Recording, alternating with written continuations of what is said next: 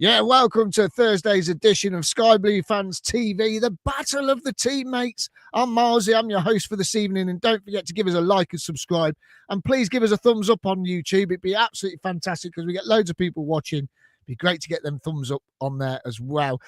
So tonight we're going to be talking a little bit about who's going to start in goal, because we've heard that Dovin's done his ACL, so he's out for the rest of the season. Who will you start, Brad Collins or Ben Wilson? Will you go formation-wise, one up front or two up front? It's a big, I don't know, what do we do against Burnley? Because they don't concede many goals. I think it's about 10 they've conceded all season. Is this a must-win game? I don't know. Is it a must-win game? 7 to go. Can we still get the four wins, 12 points we're going to need, I think, to get into the playoffs? And who's going to come out on top? Will it be Frank or will it be Scott Parker? And we're going to be joined as well from the Turfmoor House. We're going to be joined by Dan. He's going to be joining us. He's been on before, and he's going to give us the views of how Burnley are doing and what to expect this weekend. And we've also got Spot the Ball as well. And we're going to get your comments on, and we're going to see what you think about our topics this evening. And don't forget, there's another game been rearranged, so we're going to talk a little bit about that and the statue as well. I've got some information about statue, so hopefully you'll stay tuned for that one. But that's enough for me. Let's get the panel in. And first of all, let's bring in the lovely Vicky. Good evening, Vicky. Good evening. And we're going to bring in Claudio. Good evening. I thought you were going to say the lovely Claudio then.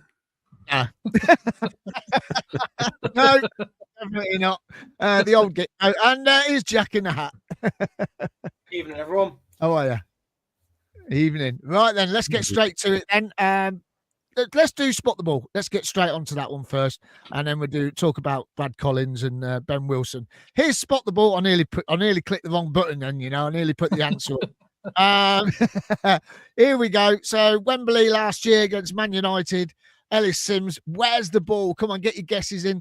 Have a guess there, and might win a prize tonight. And those people that mentioned last Thursday that come on and said they didn't have their prize yet, there was 2 people, can't remember who it was. If you can email us, please, skybluefanstv@gmail.com. Our other email still isn't working at the moment. We're still trying to sort it out. But if you can email us your addresses, there was 2 people.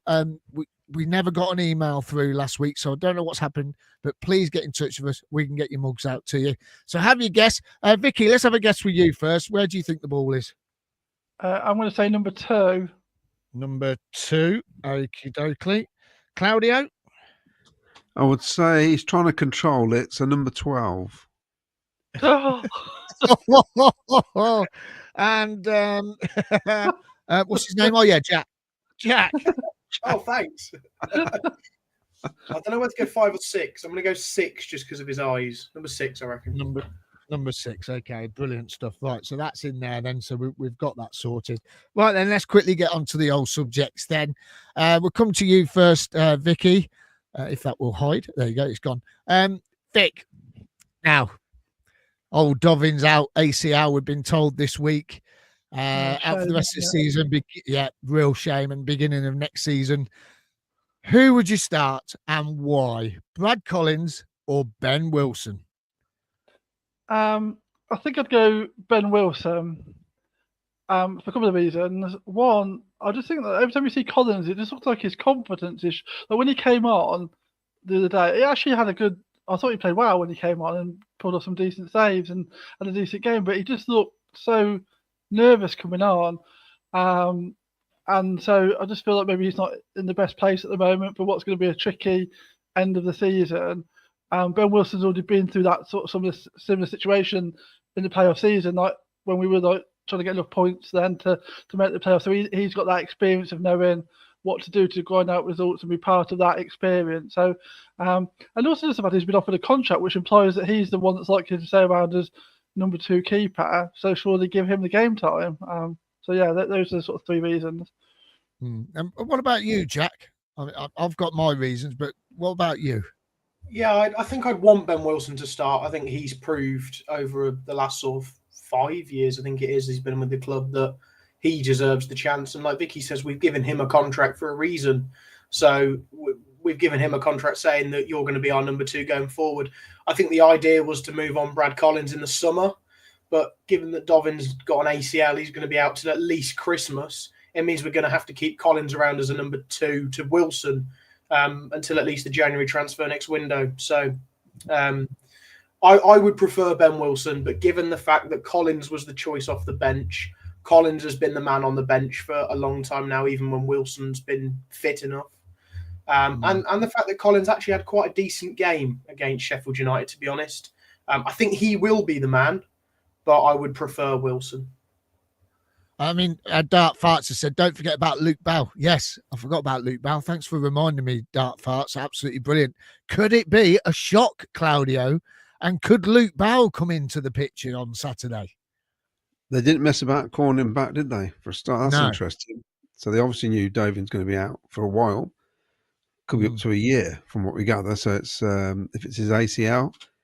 Regarding Saturday, I think we need somebody with a big character in goal. It'll make a big difference to the team. It'll make a big difference to the crowd. We've got a song for Ben Wilson, haven't we? We haven't got one for Brad Collins, have we? I think he'll be the sort of bloke you want in your goal. You need a character. We've got 7 games to go. He's decent enough. Out of the 2, he's my choice, basically. I was surprised that Collins came on against Sheffield United. I think everybody was. But I think Ben Wilson just gets a nod for me. I think it's just because of his personality. And I think he's a better keeper, basically. Yeah, I mean, now, you say, when I was there on Friday and Collins came on, everyone thought Ben Wilson was coming on. He was warming up. He was doing everything right. Everyone thought, oh, here he comes. He's coming on. He's signed his new contract. This is it. And Brad Collins came on. And I can't repeat what people were saying around me on Friday when he came on the pitch. And do you know what that tops it all off is that their fans were taking the mickey out of Collins as soon as he come on the pitch, as if they'd watched his game against Portsmouth back in November and knew what sort of keeper he was. For me, it's Ben Wilson all day long. No doubt. No doubt about it. Like Claudio's just said, you need personality in that goal going forward into these last 7 games. You need someone that's vocal. You need someone that is like going to be in the defenders' faces. Is, if anything goes wrong, he's going to be at them. For me, I think Collins is too. What's the word? Is it nice? Is it nice to say it's not? Huh? Passive. Too passive. It just doesn't look. He doesn't look right in goal. He doesn't look comfortable. He doesn't look like he's commanding the box. He doesn't look like he's commanding his area. I think with Ben Wilson, I think he's got that charisma. He's got that about him. The only thing about Wilson, his distribution isn't as good as Brad Collins, I would say. But I would choose Wilson all day long. The shame of this is that Dovin was slowly growing in confidence game on game, wasn't he? And it got to a point where even as fans, we weren't nervous about him anymore, were we? And that's the difference. You need somebody in that goal. If we're nervous, how are the players going to be? And I think you can sense it with Collins in goal. Every time the ball's the box, it's like you can feel the atmosphere in the air going, oh no, where's this going to end up? And I just think Ben Wilson is head and shoulders above Collins, really. Yeah. And don't forget. Don't forget. Go on. Sorry, Mark. Maybe they're taking the mickey because he played for Barnsley and it was at Sheffield United. Maybe. I don't know. Could be a bit of that. I mean, for me, don't forget Ben Wilson can score a goal as well. So exactly. You need it. If you need a rescue a point to make us hit that 12 points and you're going into the last game against Middlesbrough and you need that point, you never know, do you? You just never know. All right, let's get straight to the comments then. Let's get some comments in. We've had our views on who we think is going to be in goal. Let's see what the crowd say tonight. Let's see what the audience say. We've got plenty of good evenings. So thank you, Lee, Dark Farts, and a few others. West Sky Blue, not a must win. I think Borough will be on the last game. Let's hope Collins comes back as well as Dovin did a few months back. That's from Paul Cuttyford. Offer of Mercy says 2 up front and Ben Wilson for me. Let's use Ellis and his lanky awkwardness. Lots of guesses on the spot the ball. Tom, do you think we'll need a new keeper in the summer? Is it true about Dovin? Top live podcast as always. Thank you, Tom. Rounds a possibility. Have to say, I still haven't got my mug. I will email you again. Please, if you can, if you email me tonight, I'll get it off to Ken straight away tonight. Even more so, you can find me on Facebook. Just send me a message because I'll pick it up straight away. Me. Yeah, or me or Vicky. Yeah. Assassin's He United. is the only person called Claudio Cardellino within a 5-mile radius, so I think you'll be safe when you look him up on Facebook. You'll get the right one. I've just found out. Just look for him in a dress as well. His profile picture is wearing a dress, so you can't miss it. I just found out tonight that Lee Cowell, who comes on the show, friend of the show and a friend of all of us, his uncle friended me on Facebook today, and he worked for my dad for years. I didn't realise it was Lee's uncle. Oh wow! he worked at the malt shop beyond the bar. I know, small world, isn't it? He's a lot quieter than Lee though. Assassin's United. I fancy City to get something on Saturday. Then 3 wings maximum needed from the final. 6. Be positive and bring as much colour and noise to help the lads get over the line. Super Frank Sky Blue Army. Lots more guesses on the what's it? Spot the ball, Claudia. That's it, yeah. Yes. Mark Packham, evening guys. Great show as always. On Saturday we need to start like we did against Sunderland. 3 at the back. Let's attack them and sit back, or else will not be a good outcome. Yeah, my worry is if they score first. Just don't. I know. Rounds a possibility. Ben Wilson to get another last-minute winner. Liam was. I've got nothing useful to say, but even everyone gutted about Dovin, but Collins has better, quicker distribution. I'll support whoever's between the sticks. Trevor Merriman, play whatever goalkeeper our defence seems most confident with. Assassins Unite. Wilson's not fully fit still. Well, apparently he is. That's what I've been told. But regardless if Dovin is out for a year, we need to sign a better keeper than the 2 reserves. Ian Small, he says he's flying over for the game. Nervous without Dovin, going for a 1-1. Assassins United ranks Luke Bell is one for the future. Doug Boland, I'll get this one. It's a big, long one. Even though it doesn't matter who's in goal, we back the team, whatever. If we play like we did against Sunderland, we could match, put Jay De Silva in goal, and he would end up as man of the match. Interesting. Will no doubt be Collins, but in the ideal world, I'd go with none of them. Both very average keepers. That's from Wayne Littlewood. That's, I'm not sure we can go without both of them, though. That's not like Wayne, is it? To be like a bit. Yeah, I thought it was being positive there, actually, for Wayne. Congratulations to Wayne's son. He qualified to be a fireman today. Really? Yeah. He put it on Facebook, so congratulations to Wayne's son. Oh, didn't know that. Not Wayne Littlewood, Wayne Vaughan. Wayne Vaughan, right. I thought he's a bit Wayne young. Littlewood, Wayne Vaughan. Paul Stratton, 4-4-2. This game we need to win to send out a statement to the league. All this will take a point, no good. 3 points to take pressure off playoffs. Wayne Littlewood, you would think players such as Thomas would speak to Frank and say who they feel more comfortable with. Never know. He might already do that. Yeah, Rich T. They played with Collins, haven't they? They played with Collins at Barnsley, him and Kitchen. So they might be saying that might be why Collins is getting the nod. Yeah, well, that's why we thought we brought them all in together. We thought that was the whole, because they did quite well that season, didn't they, at Barnsley? You know, so Rich T, Ben Wilson for me, but in Frank we must trust. Gary Anderson.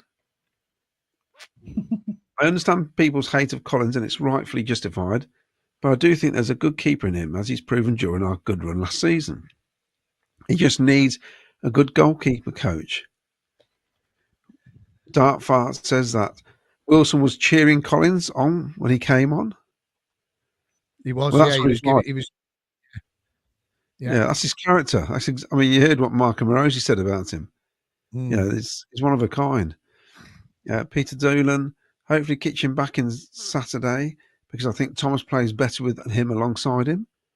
Wilson can knock one in from a corner if needed, says Adam Toms. Exactly. Dave Granigan. Even though we all want Wilson to be in goal, but I don't think it will happen. It speaks volumes when Brad was the one to be used at Sheffield, and both were warming up. And in fairness, he did all right, didn't he? He didn't have a bad game, did he? All made 3 decent saves. Wayne Brewerton, think we will get a new keeper in the summer. Paper talk already about a young keeper from Sweden. Ben Wilson for Saturday, please. And whoever is used in goal, we have to try and back them. It's the benefit for everyone, says Dave Granigan. And Wayne Little says the goalkeeper worry had disappeared for the last 12 or so games. Now it's back. It's frustrating. And Peter Doolan says, why has Claudia got lipstick on? Now, I have said this with this new camera. It looks like I'm wearing lipstick.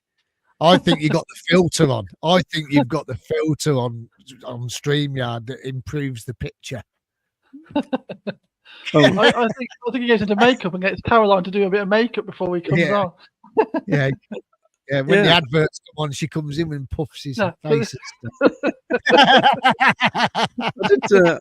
did think that. I looked a bit like I got a bit of. I don't know what colour it is. What colour is it, Vicky? Do you know? Is it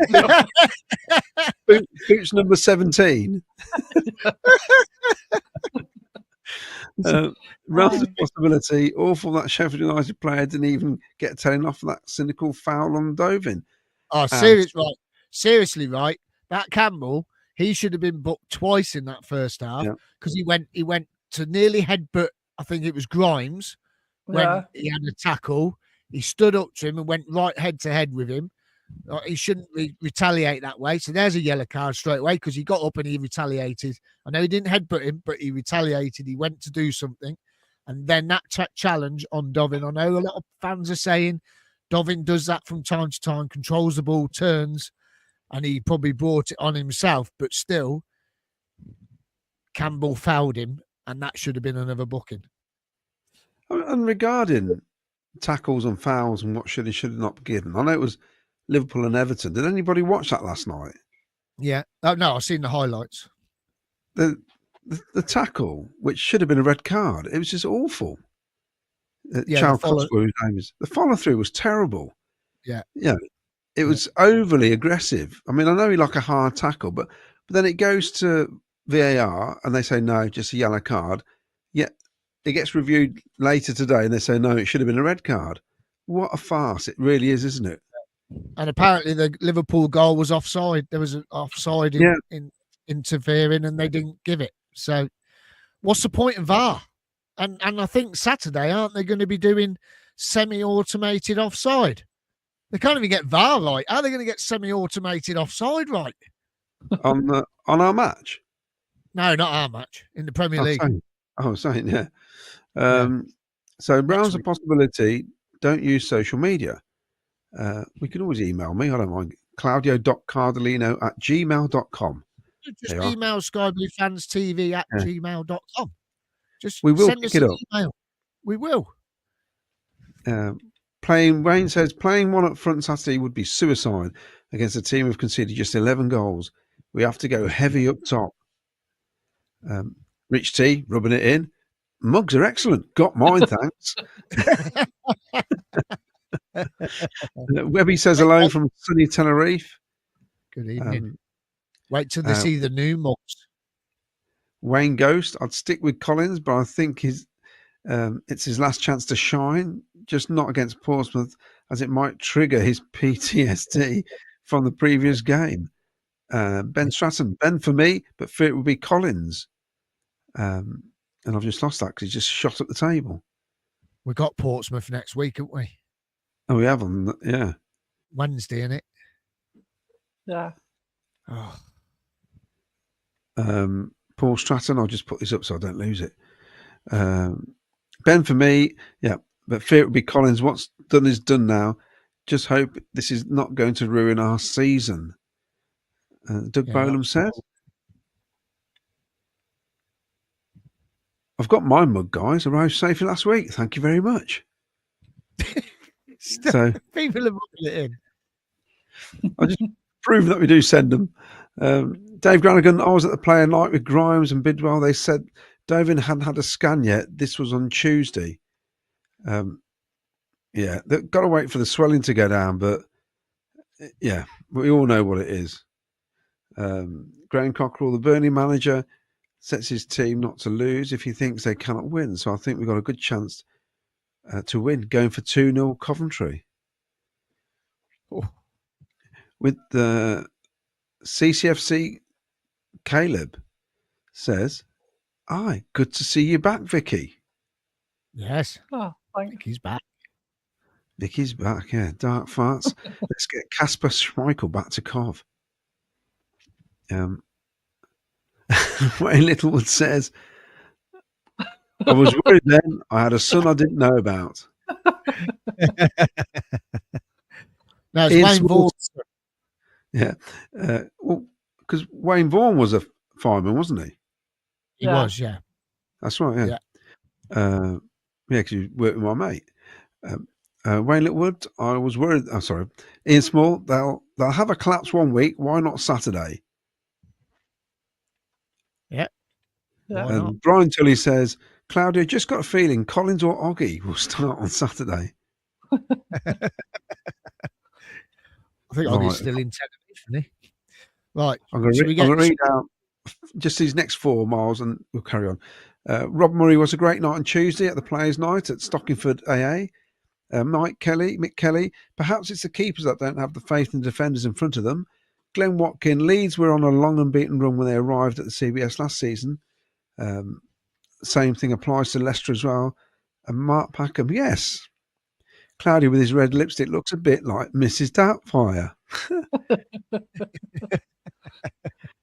Oh no, don't. No, I was about to do it then, I was. Don't. No more. No. And Adam Tom says, I look forward to Claudia's drag act at the Micky Quinn evening then. Well, seeing as though he brought that up, here's Micky Quinn. Don't forget, we've got it coming up on the 2nd of May. If you haven't already got your tickets, then please head over to the Walsgrave Working Men's Club Facebook page and get your tickets. Or it's in the link on YouTube on our channel. It's been on there for the last few weeks, so please head over to there and book your tickets. They are selling really, really quick. There's going to be a prize. There's going to be a raffle and a quiz as well. And one of the prizes is going to be a signed shirt from Micky Quinn and a book as well. And don't forget, the only place to see him is here, live. Super Matty Godden. I think he's on 17 goals for the season. Brilliant. If I'm not mistaken. So Matty Godden will be joining us only live on Sky Blue Fans TV on the 17th of April. So tune in, get subscribed, and it will notify you when we're going to be going live a couple of days before, and it will tell you so you don't forget. Right then, let's get on to our next subject. 1 or 2 up front, Vic. Do we go attacking on this one? And do we put 2 up front, Sims and Hadji Wright? Or do we stick with the formation with 1 up front, Hadji Wright down the middle? I'm a bit torn, really, to be honest. I think the important thing is we need to have some control in the midfield. It doesn't matter who we got up front if we're not keeping hold of the ball well enough and actually making chances.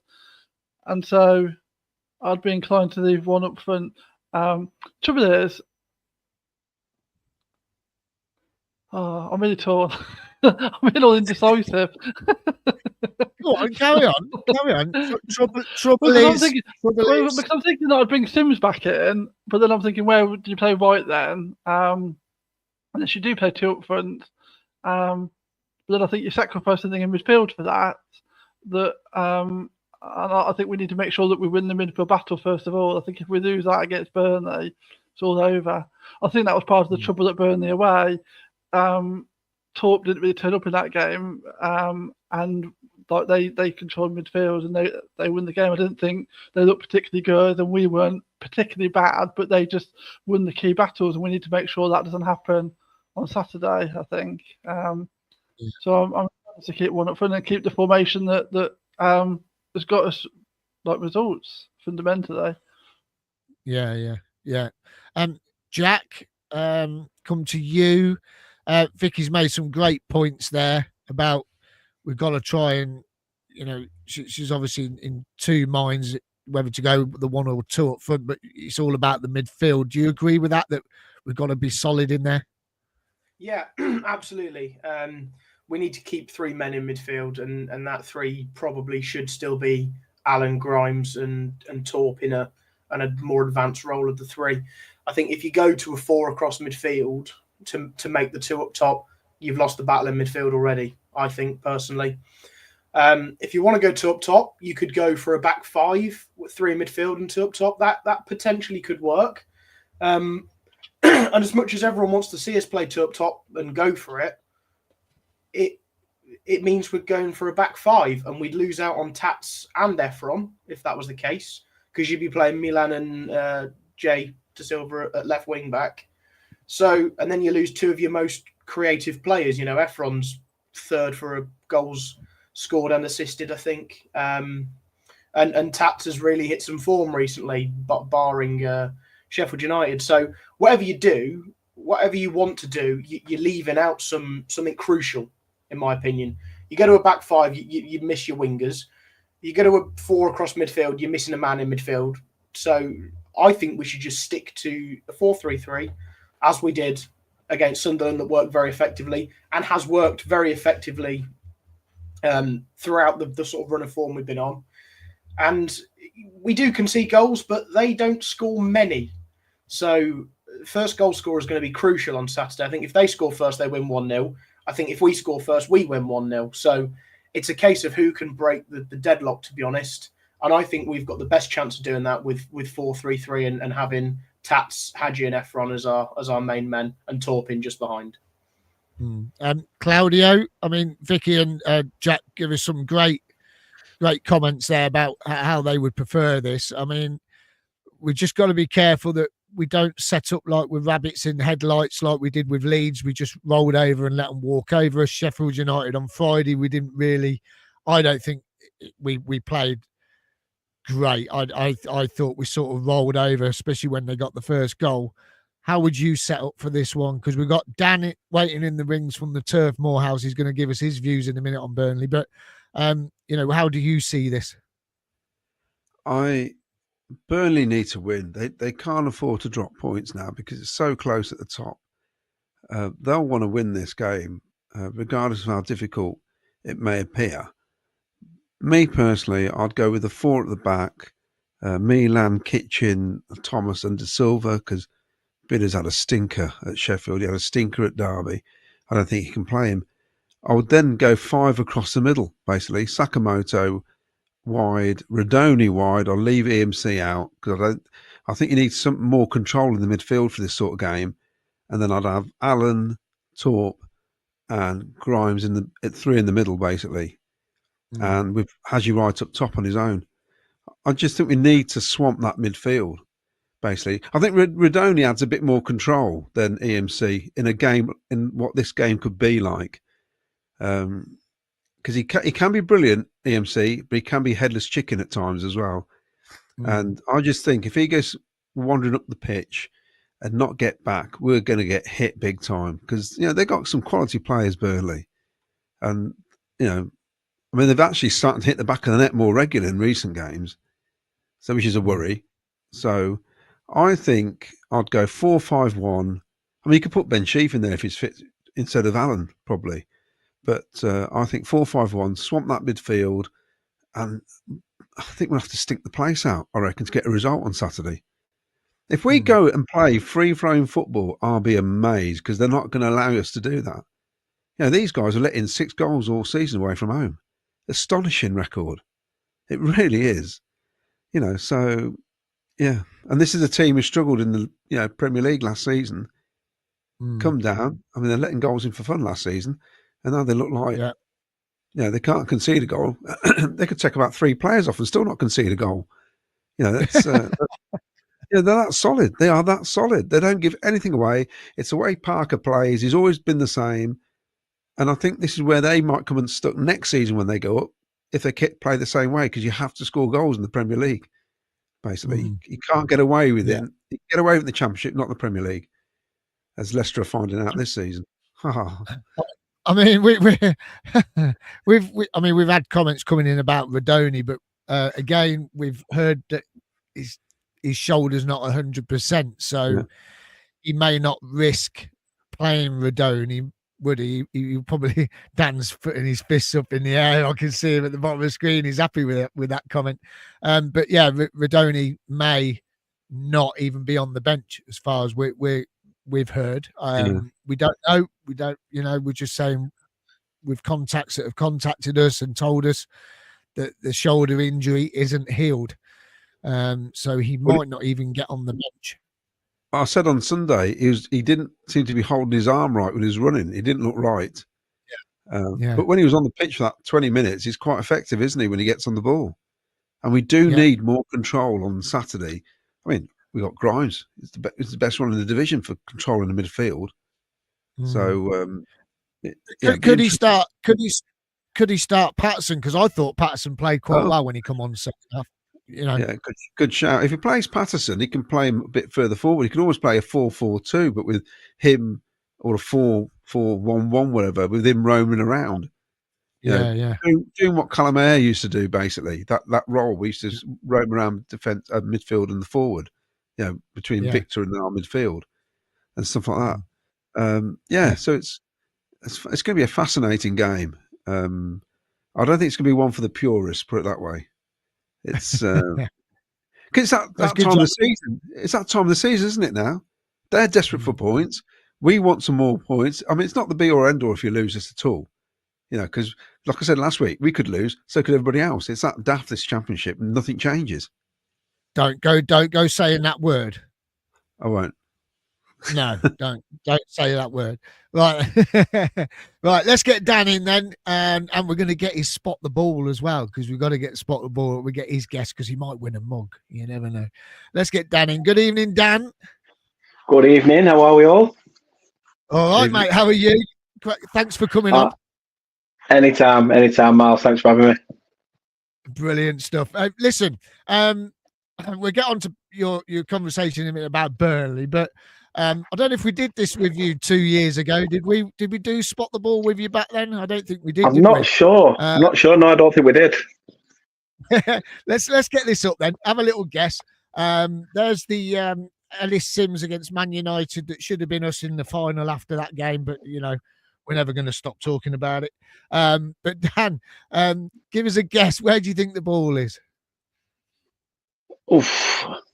Torn between 6 and 2.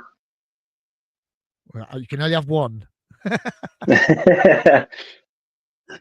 I'm going to go 6. I think it's potentially just as the ball's about to sit. Okay, number 6. Right, brilliant. So everyone else, get your guesses in. Have a little go. Right then, Dan. So Premier League didn't go to plan. You come straight back down. But you ain't done too bad, have you, this season? What is it, 11 goals you've conceded, is it, all season? Yeah, it's been an absolute whirlwind from losing a manager. Don't know how you can have one of the worst seasons in football and end up at Bayern Munich. Don't know how that works. And then, you've on the managerial hunt again, and a lot of people asking questions, who's it going to be? And to be honest, I think a lot of us wanted Ruud van Nistelrooy. Thank God Leicester took the team on that one. Took one for the team. But it's Scott Parker's he's got a good habit of getting teams out of this division. So if anything, it was a really good grounded appointment, and one that I think fans are growing to enjoy. And I'm just enjoying the season so far. There's hints of the sexy football of Company, but there's also the defensive nature that Dash installed in there as well. So there's a nice healthy mix of both. And how has Scott Parker managed to get a team not to concede as many goals? How has this achievement come about? Well, it goes back to the start of your question. How did Scott Parker manage to get this team? Because we hardly had one. Everyone wanted to jump ship.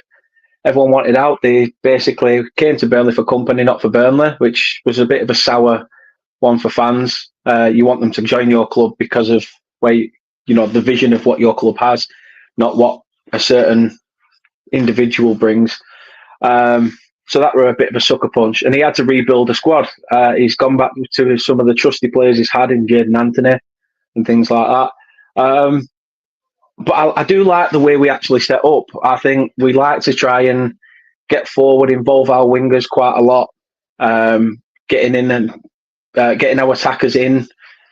Fleming, for me, is a bit of a struggle because he sort of plays like a Harry Kane, comes deep, then tries to get back involved. But I think that's just because at Millwall he was used as a number 10 and we're using him as a number 9, so old habits die hard. But defensively, nobody saw that coming from anywhere. Not even me. CJ Egan-Riley at the start of the season was... Well, the management have already said it.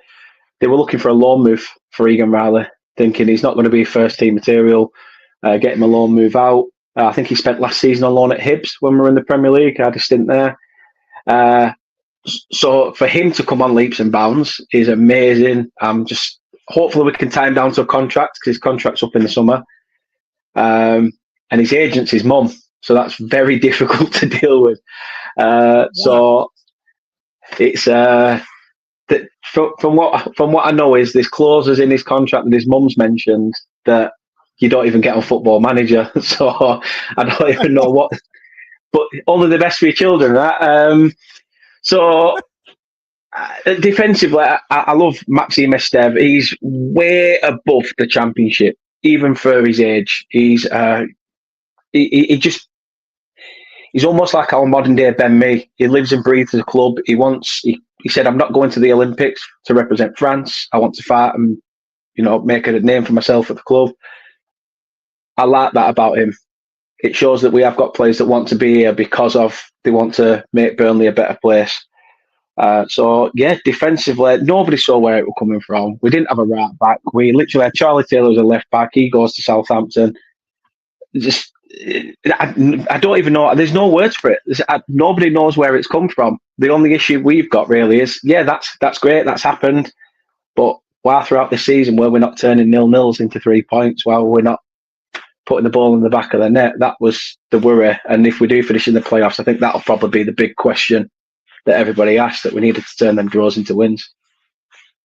Yeah, I mean, I totally get where you're coming from, because we look at some of our games and we think, well, if we'd won that one and got a point of that one, won this one, we probably would have been up where, not knocking on your door and probably knocking on the top 2 spot. Where we've lost silly games, and that's how it seemed for us this season. And we had a dodgy start again. Now, the first game between us this season, we got to half time, I think, if I'm not mistaken, it was 0-0, and then straight away from kickoff, I think it was about 60 seconds, probably a bit longer than that, you scored straight away. We didn't have a manager at the time. We were still under our care. Frank Lampard must have been watching on the telly. But are you expecting something different from us this time? Have you seen much of us? Apart from you watched us Friday, you said you didn't really help us. 100%. And listening to what everyone said as well, and Claudio was saying about how it was difficult. The Sheffield game. I really like what you are doing. I really like what you guys are doing. Mostly because a lot of people thought the sting had gone out of Coventry when you lost players like Callum O'Hare and stuff like that, having that attacking player that you can sort of model that team around. And I think when you take that one man out and the team has to play as a team, everybody's strengths come into play. And I think since Lampard's come to the door, he's managed to do that and get a tune out of them all.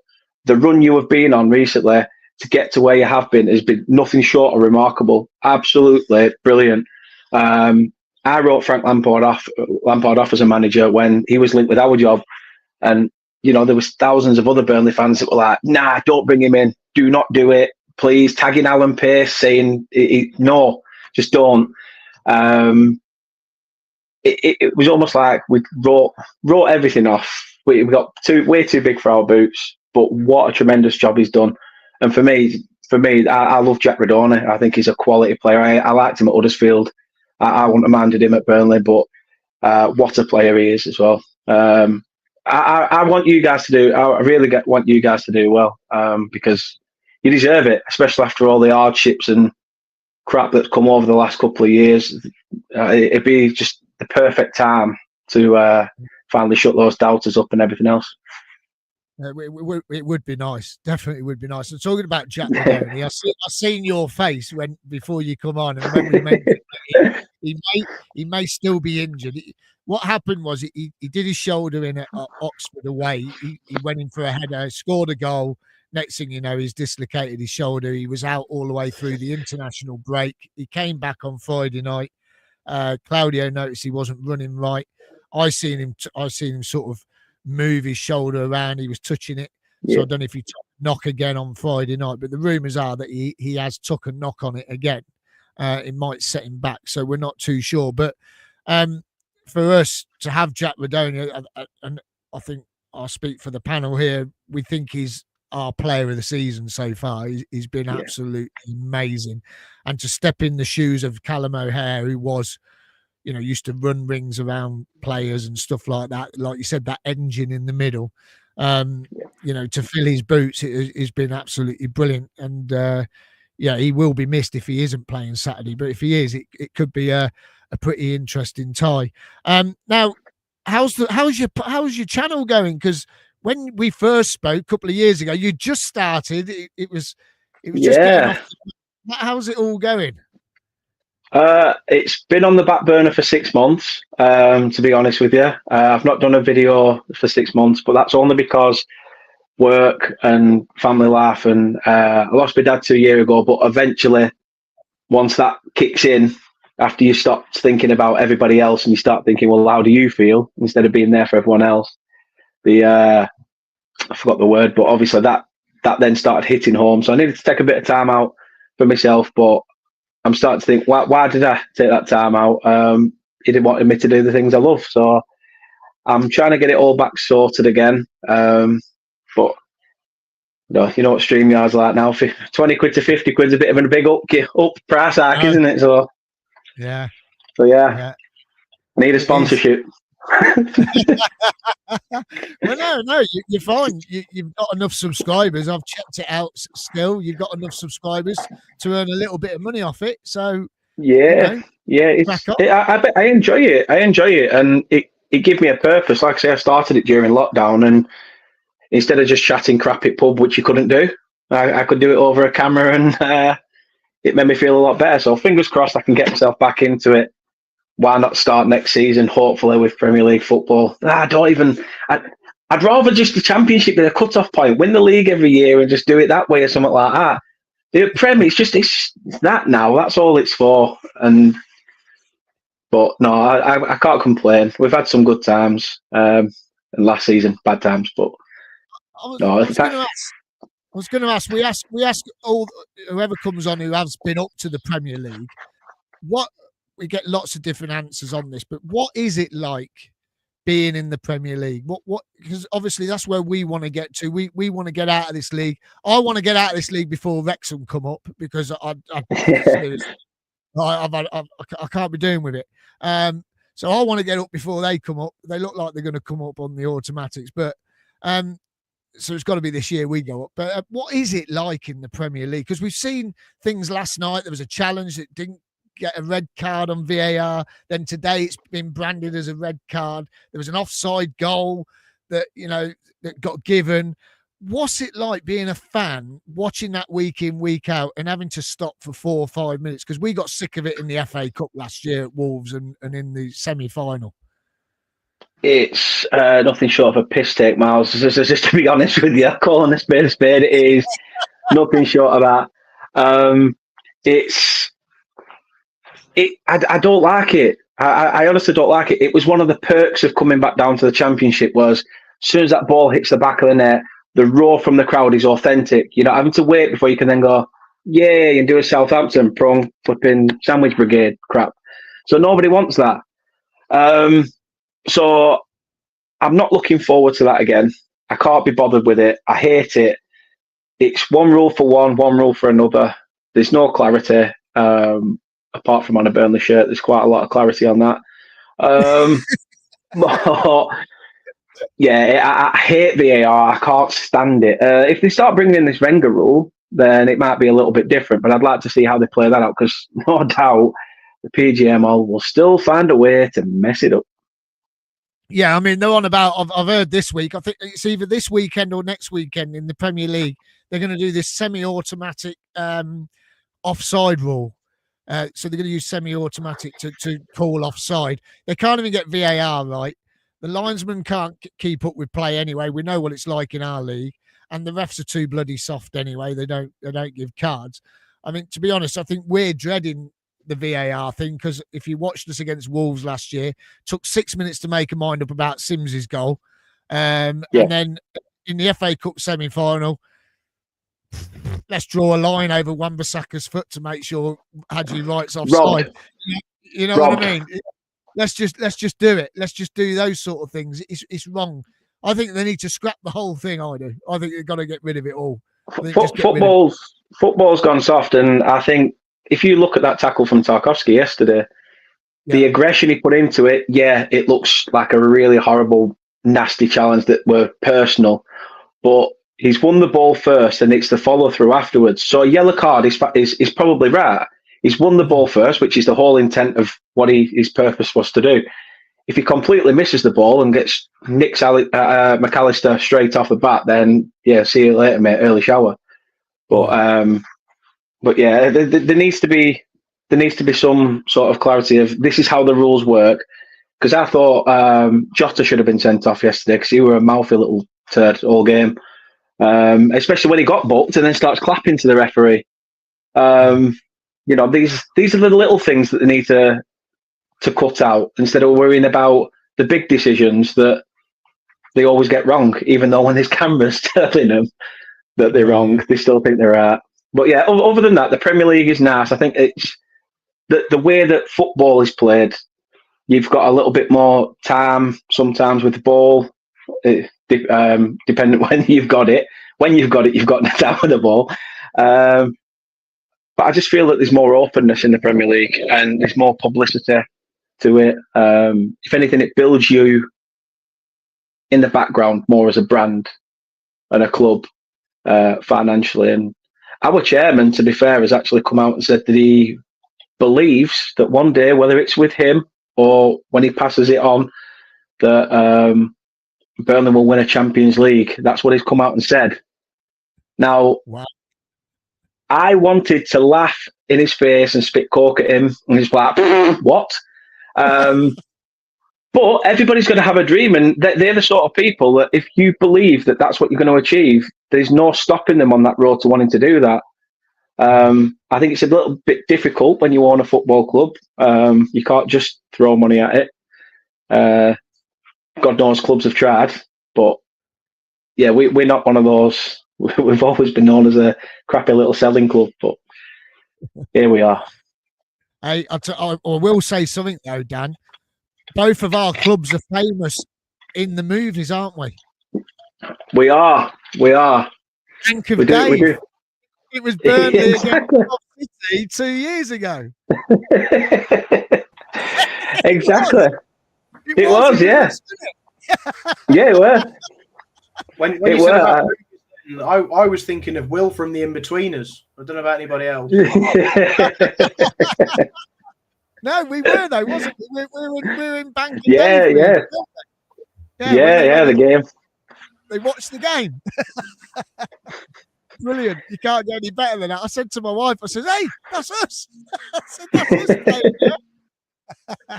Absolutely brilliant. Listen, I mean, how do you think you're going to set up Saturday? How do you think you're going to set up as a team? Do you think is it going to be really defensive, or are you going to try and break into the automatics and go for it? Ideally, I think that's what we want. We want the automatics, but we need to look at what the work we've got to do, not what others are doing. And don't get me wrong, as fans, we're going to watch every other team around us.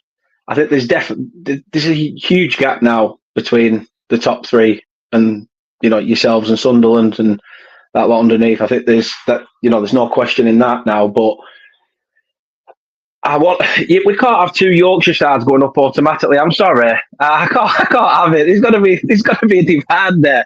We need a Lancashire team in there. So one of them's got to drop. I've just read actually that Meslier has been dropped. So their Leeds' next game, Carl Darlow has already been told he's going to start, Wow. Which is a shame because Agent Meslier was doing a cracking job. So I'm a little bit peeved at that. But funnily enough, I've got a neighbour who's looking at me and he's actually patting his Leeds badge over. Oh, what's that for timing? But yeah, he's. The games we've got coming up. We've got Derby still in a fight for relegation after yourselves. That John Eustace doing a cracking job. Agent Eustace, we're proud of you. But the big game for us is Easter Monday. We play Sheffield United on Easter Monday, which could be a big decider. 3 games from the end of the season of who's in and around it. I do want that. I'm not going to shy away from it. I will take second now, but we need to win games. Plain and simple. Yeah. You got to watch out. It's the business end. Yeah, exactly. It's a right difficult third. Yeah, hurt. That hurt Friday, mate. That hurt. Oh. I bet as soon as he scored, I just thought, fair play for not celebrating, holding his hands up and apologising. Yeah. But and I understand as a footballer he's got a job to do. But I felt like that must be cruel. Scoring against a club that sort of give you that opportunity must really cut deep. I turn around to my lad because we're big fans of him, and I've known him to chat to from time to time. And I just turned around to my lad and I looked at him and he looked at me and we went, oh, that hurt. We went, that hurt. It really did. And it was like, it's just, yeah. And it just shows you what we let go. It was, it's just, if only we had got to that, if only we'd won that playoff final, he'd still be with us. Yeah. So, but maybe this is your time. Maybe this is your time, and fingers crossed it is for you guys. I really do. Thank you very much. Very kind of you. And let's hope you do beat Sheffield United because I'd like to play them in the playoff final and beat them in the playoff final. Them all Leeds are crap in playoff finals, and Sheffield United. So why not? Yeah. Why not? Take your pick of both. It'd be nice. Right, let's get some score predictions. We'll keep you long enough. Vic, give us a score for Saturday. Come on, Vic. Are we going to sit on the fence, or are we going to be positive, or are we going to be nah? We're gonna nick it 1-0. 1-0. Okay. I think it's going to be tight. Let's come to Jack in the Hat. Stato. He's our Stato, Jack is. You can all have a go at me in the comments. I think we'll lose 1-0. Okey-dokey. Claudio. Oh, we've not beaten them at home since 2010. Oh, you always do this. Midfield. We had a midfield of Carl Baker. Just looking at that. Lee Carsley, Michael Doyle. And Gunnarsson was on the bench. Look at that lot, eh? I'll do 2 of those would do for Saturday, I reckon. It's going to be tight. There's not going to be many goals in it. It's a simple one, isn't it? Burnley score first, we lose. We score first. I think someone's already put in there. When they go behind, they struggle to win the game. So that first goal's key. I can see it being maybe a 1-1 at best. If we get a draw, I'll be happy.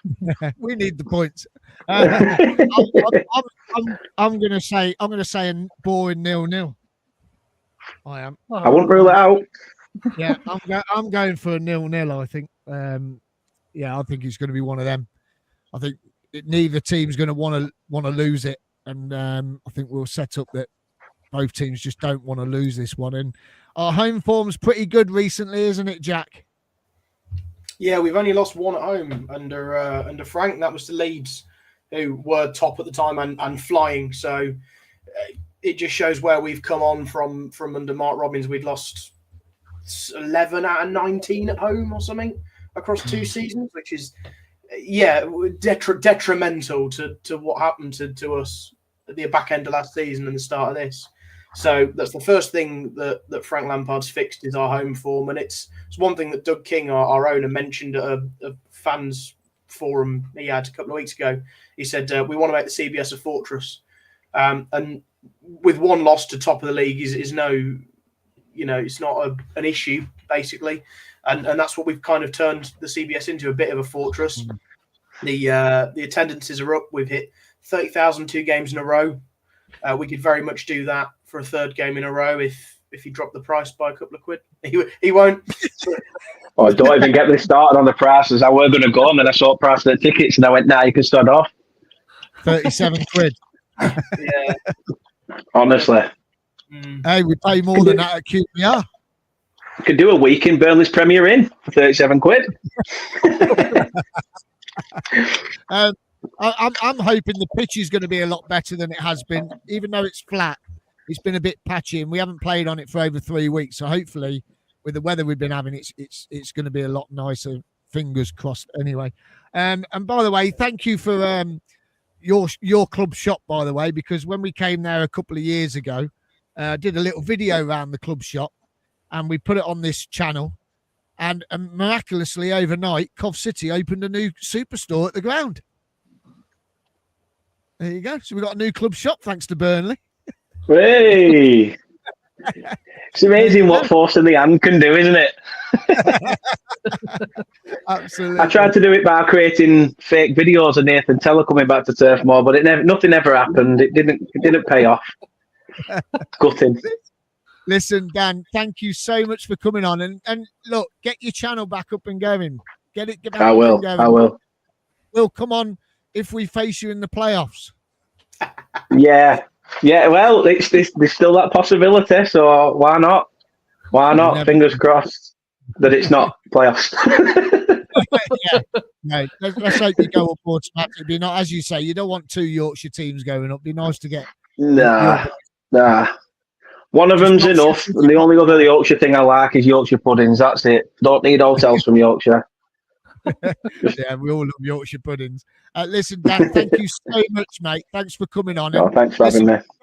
Get your channel going again. Come on, get it going. I will. I'll get it up and running. Brilliant. I'll get in touch with Banker Dave if he can sponsor it. Oh, Banker Dave. Tell him he's got to sponsor you. Cheers for having me. Thank you. Appreciate it. Yes. And good luck. Hopefully you guys do it. You'll smash it. I think you'll have a really good playoffs, especially after the heartache last time. So I want you to go on and do it. Thank you. Thank you very much. And good luck to you as well, mate. You take care. Cheers. Take care, Miles. Take care, everyone. Bye. Yeah. Bye. Brilliant. Absolutely brilliant. Oh, what a great guy. Do you know what? I love Dan because he's ace. Because when I went on his podcast a couple of years ago, I says, "How do you do your intros?" And he sent me all the details of how to do our first intros, and that's how we ended up getting our intros. Yeah. He showed me how to do it, taught me through it on Twitter, and away we went. Right, let's get some. God, it's brilliant, wasn't it? Isn't it great? I love it. I love having it. He's great. I remember he was great last time. He's a really nice man. Yeah, it's brilliant, and it's so good, isn't it, Vic, that you get all that insight as well about, how they are when you're in the Premier League and when you come down, and the difference in the football, and it's just great, isn't it, to be able to get that information? It's brilliant. Let's get some comments in, Claudio. Oh, I'm enjoying that. Good evening, lovely people. Claudio's looking particularly gorgeous with that lippy. Paul Christopher, Claudio definitely has a filter on because I saw him at the services last Friday and he looked a lot grayer But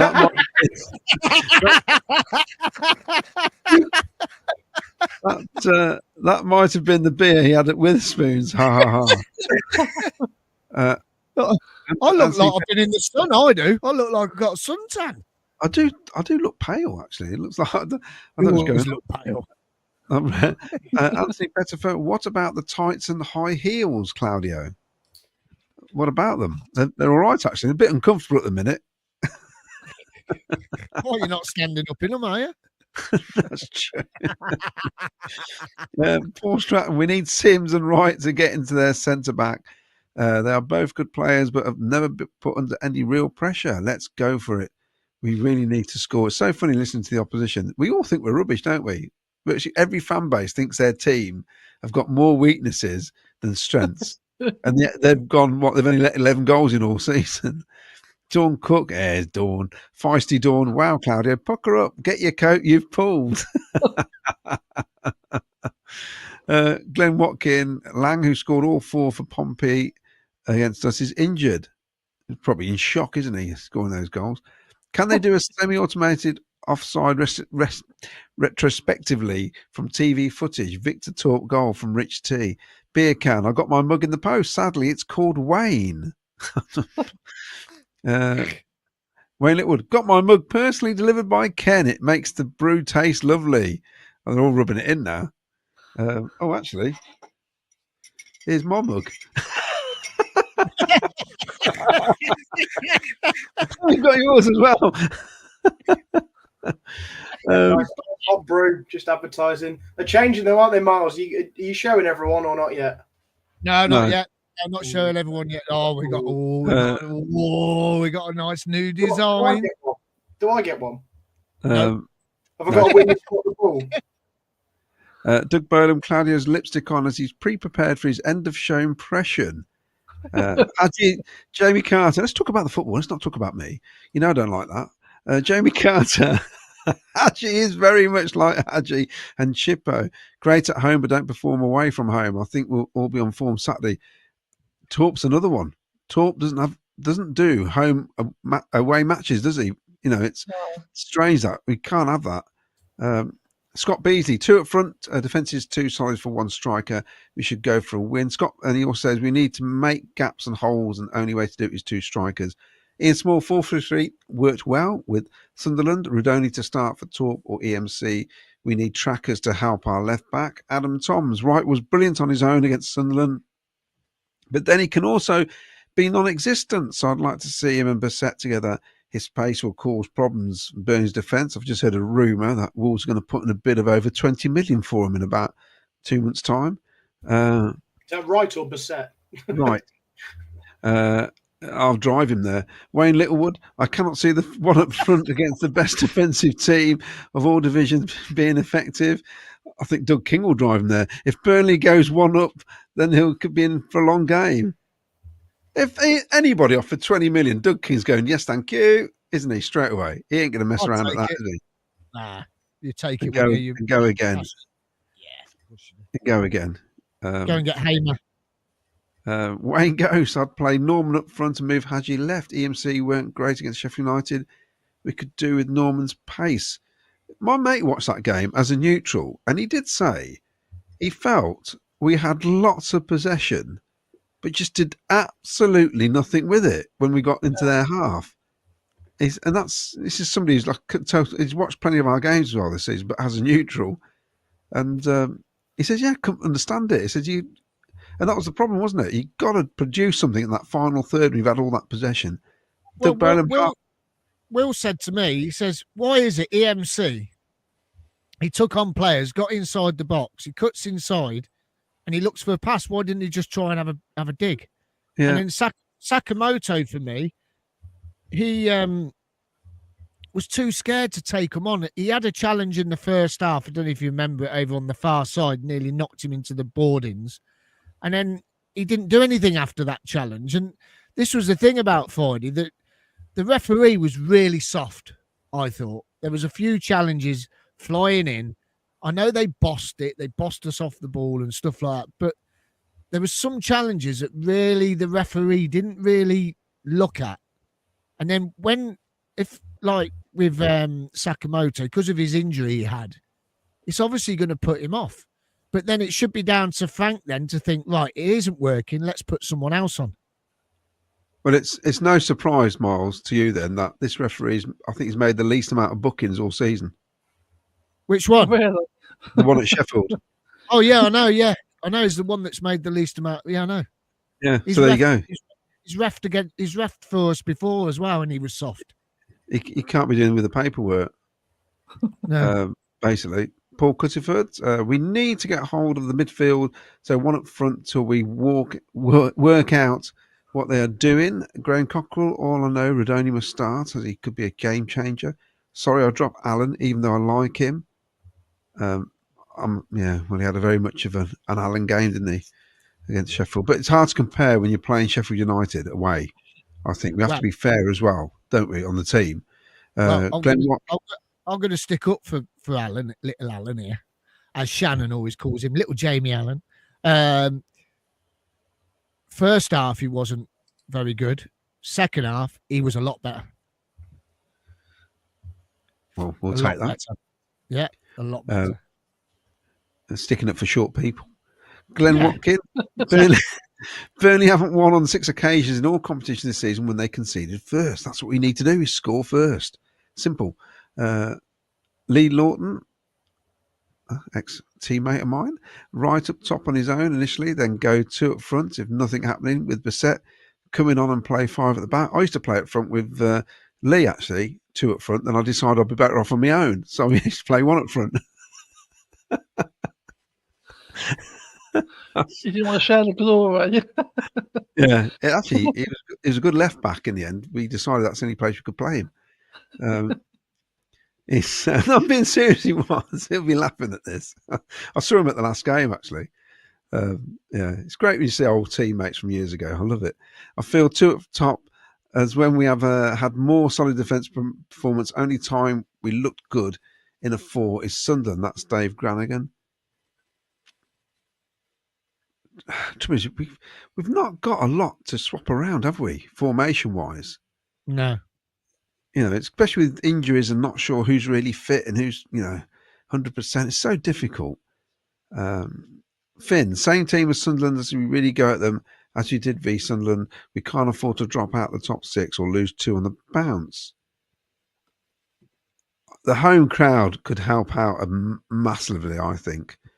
On Saturday. And if you get another 30 plus, which would be incredible, start looking in the record books now for 3 home games in a row with 30 plus crowds. I think it's phenomenal at the minute. It's absolutely, unbelievable. Glenn Watkin agree. Rodoni start, maybe even consider playing 3-4-2-1 with Torp and Rodoni behind right. Adam Toms, I think Frank has decided his best side and will stick to the 4-3-3, replacing Allen with Rodoni, Bidders with Silva.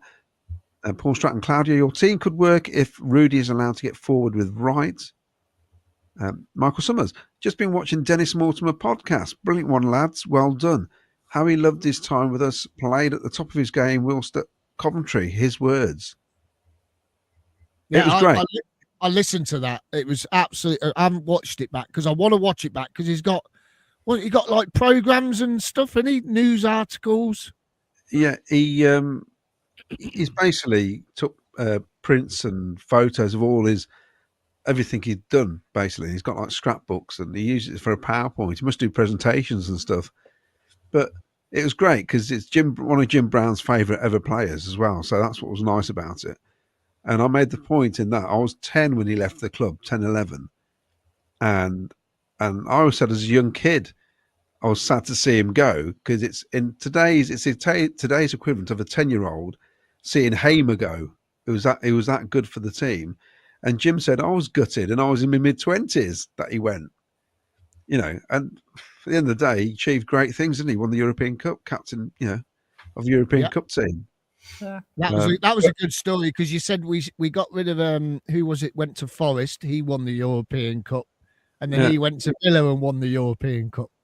I know, and you think about it, we had Tommy Hutchison, then Colin Steen, Willie Carr, we had Terry Orth then joined the club, Ian Wallace came to the club.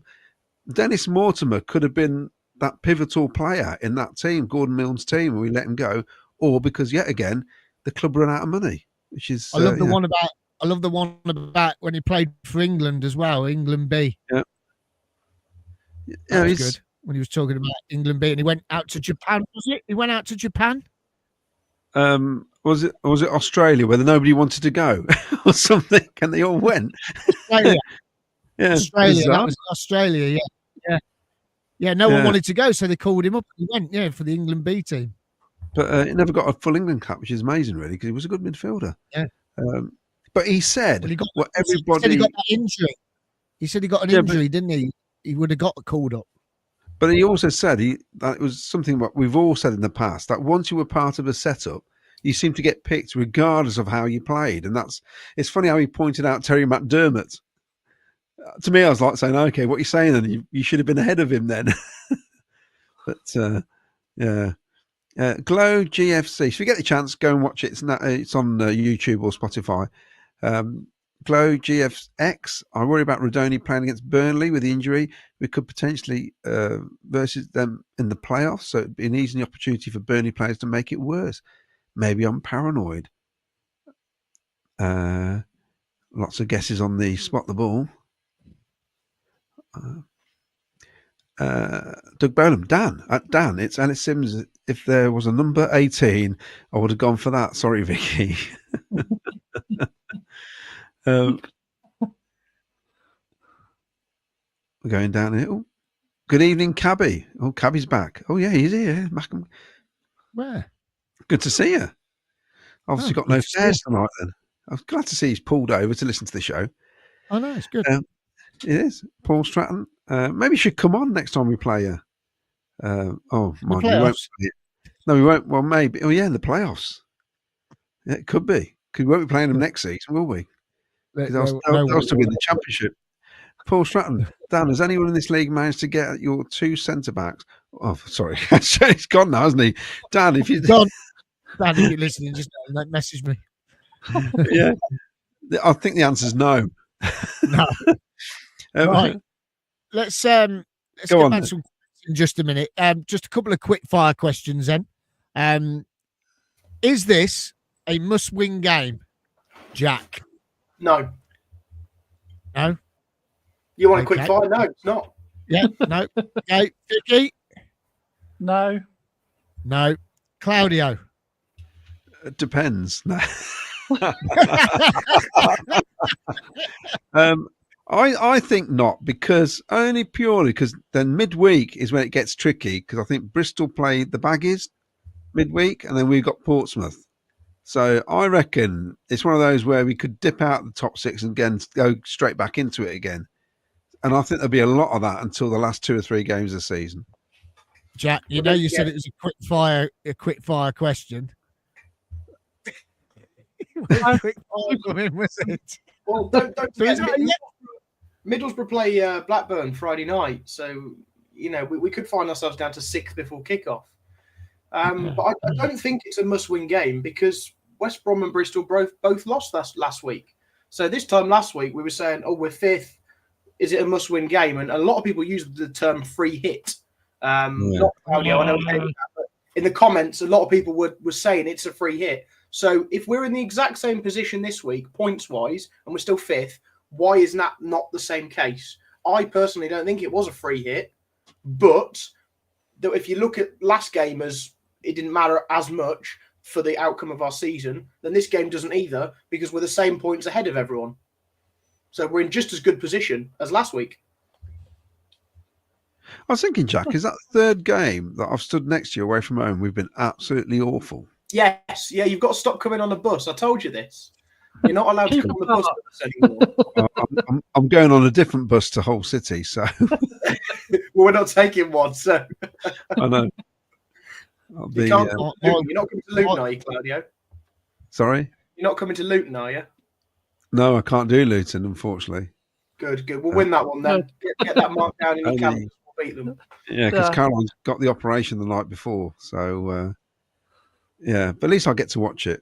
So that'll be all right. That's good, though. So that's 3 points that day. So Saturday's not such a must win now, is it? Yeah, there you go.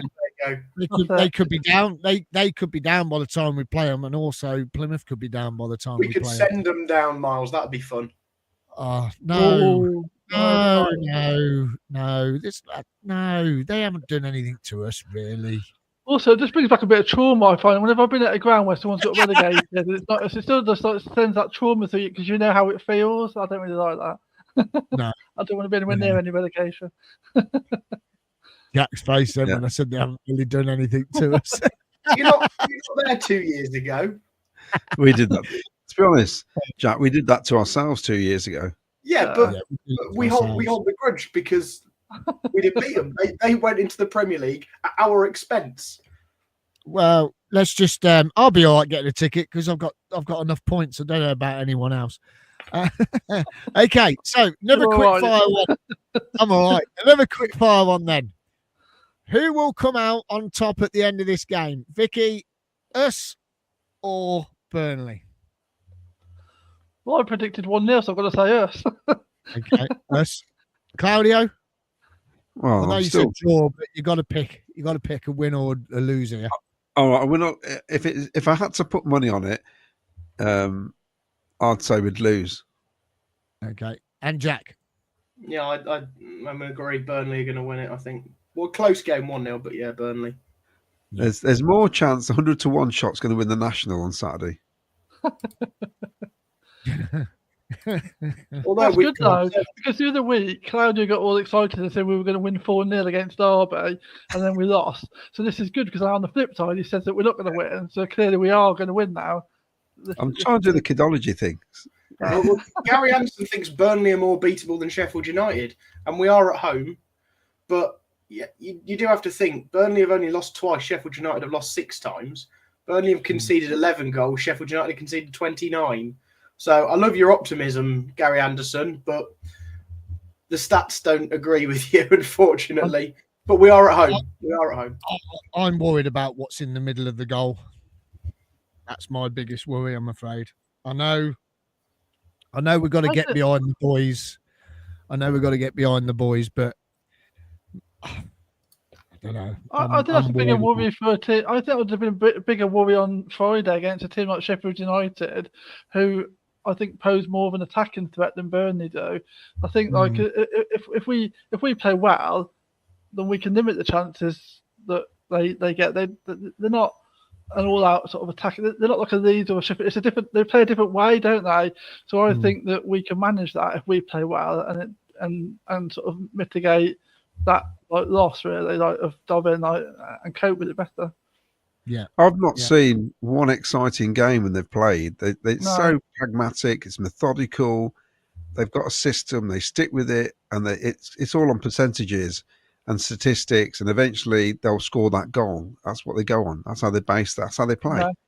Which is weird because Parker was quite an attack-minded midfielder, quite a great player. And I just think he was really good. It's really good. But he sets his teams up nothing like he did. I couldn't imagine him playing in that Burnley team. No, there wouldn't be a place for him. It's weird, isn't it?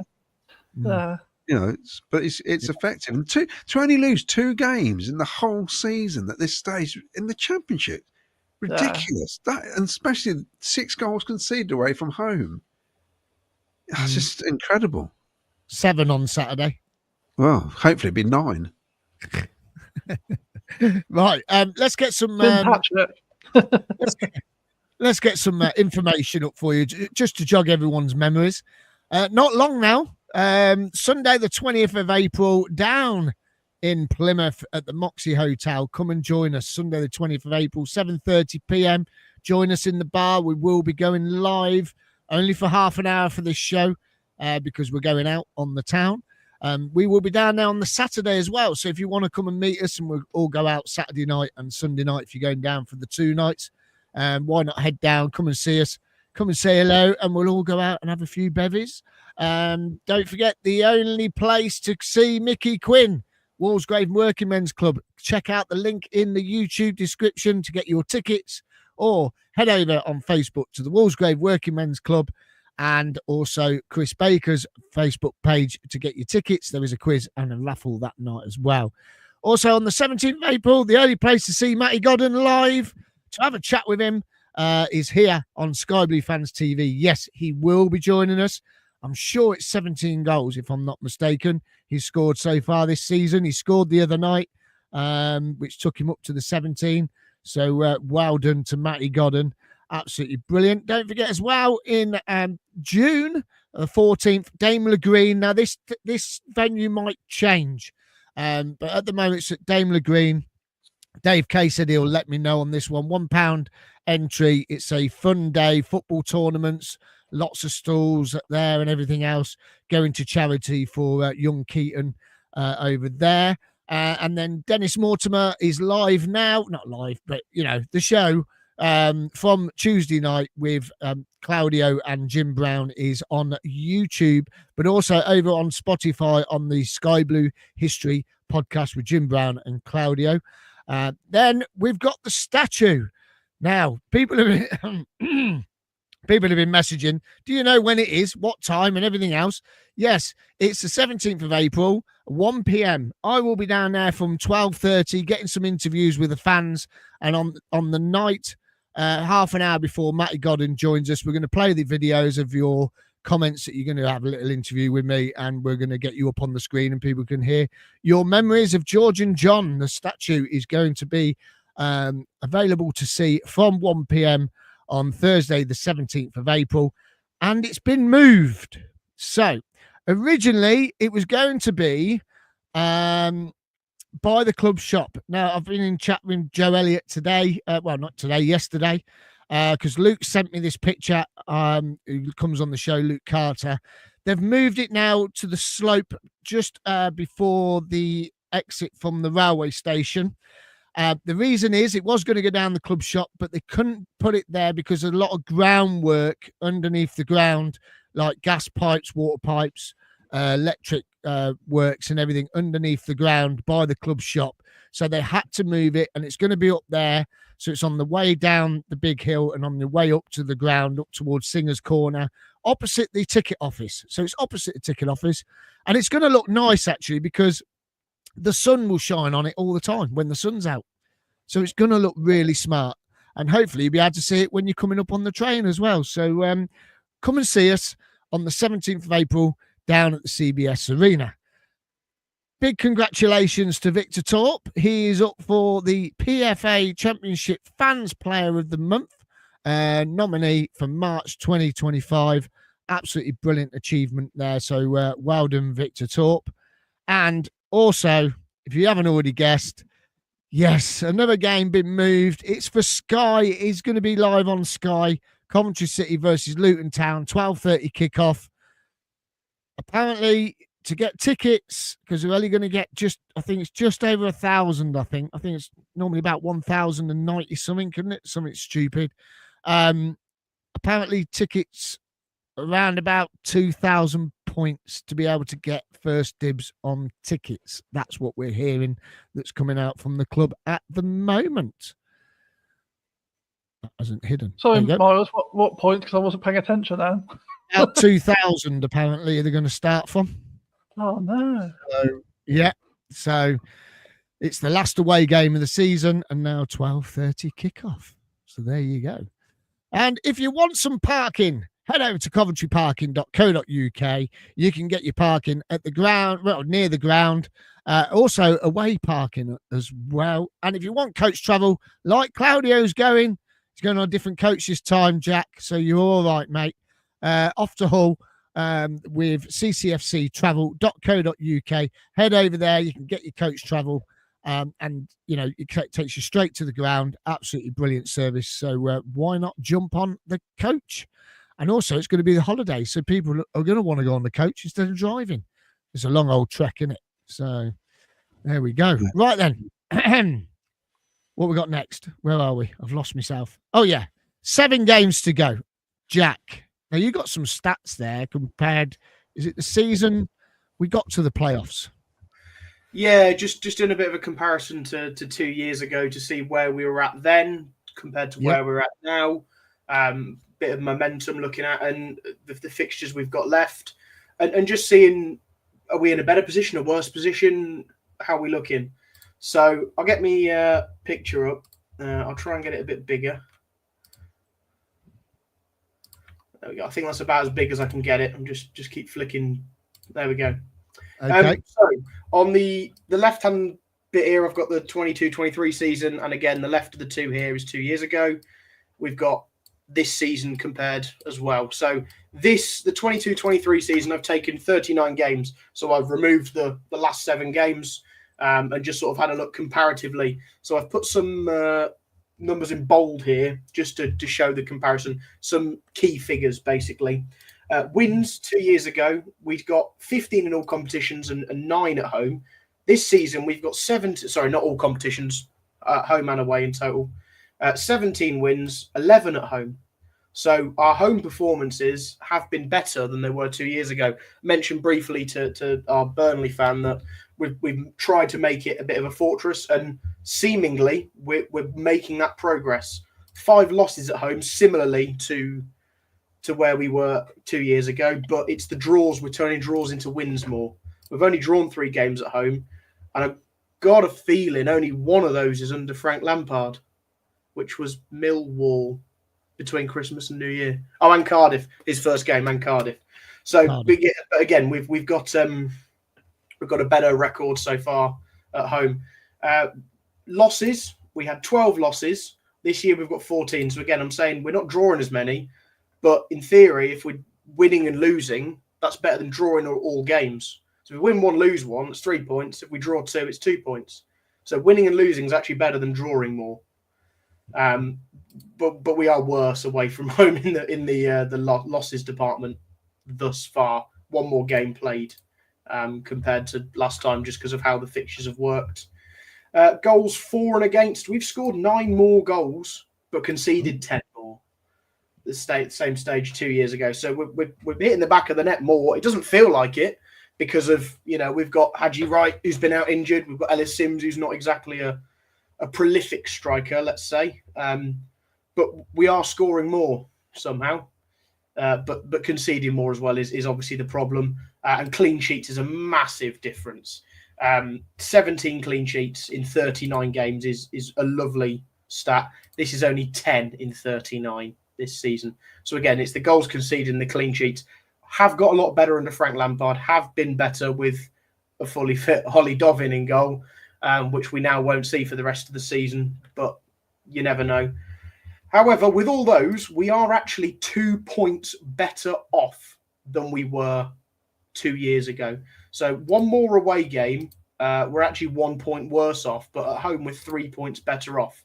So it's that key thing again. Teams don't get promoted unless you make your home ground a fortress, or at least a very difficult place for opposing teams to come. We obviously, our 1 loss under Frank Lampard was to Leeds, who were top of the league and flying at the time. Let's see how we do at the weekend against Burnley. That is going to be the biggest test at home for us of the remaining 4 games we've got. So we'll see how that goes. And obviously, this time 2 years ago, we were 8th in the league. We're 5th at the moment. So we are only 2 points better off, but that translates into 3 places higher. Ironically, if we were 2 points worse off right now with the same goal difference, we would actually be sat 8th behind West Brom, Middlesbrough and Bristol City. So it just goes to show how tight it was 2 years ago and how tight it is now. Wow. And then just scrolling down, make sure, the run of fixtures we'd got last time, Swansea away. Oh, so let me rewind a little bit there, sorry. Going back to the international break 2 years ago for that, the international break in April or March, I suppose it would have been. The first game back after that, I'm sure you'll all remember this game. We lost at home to Stoke 4-0.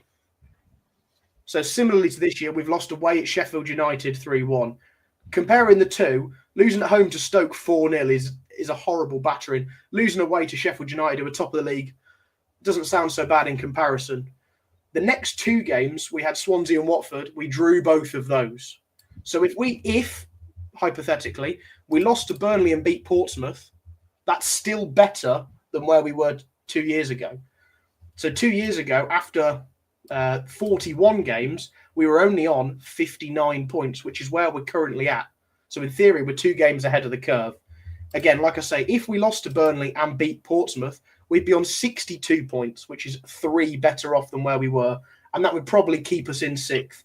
Because as Claudio said, or at least 6th, as Claudio said, I think West Brom play Bristol midweek as well. So at least one of those is points, if not both.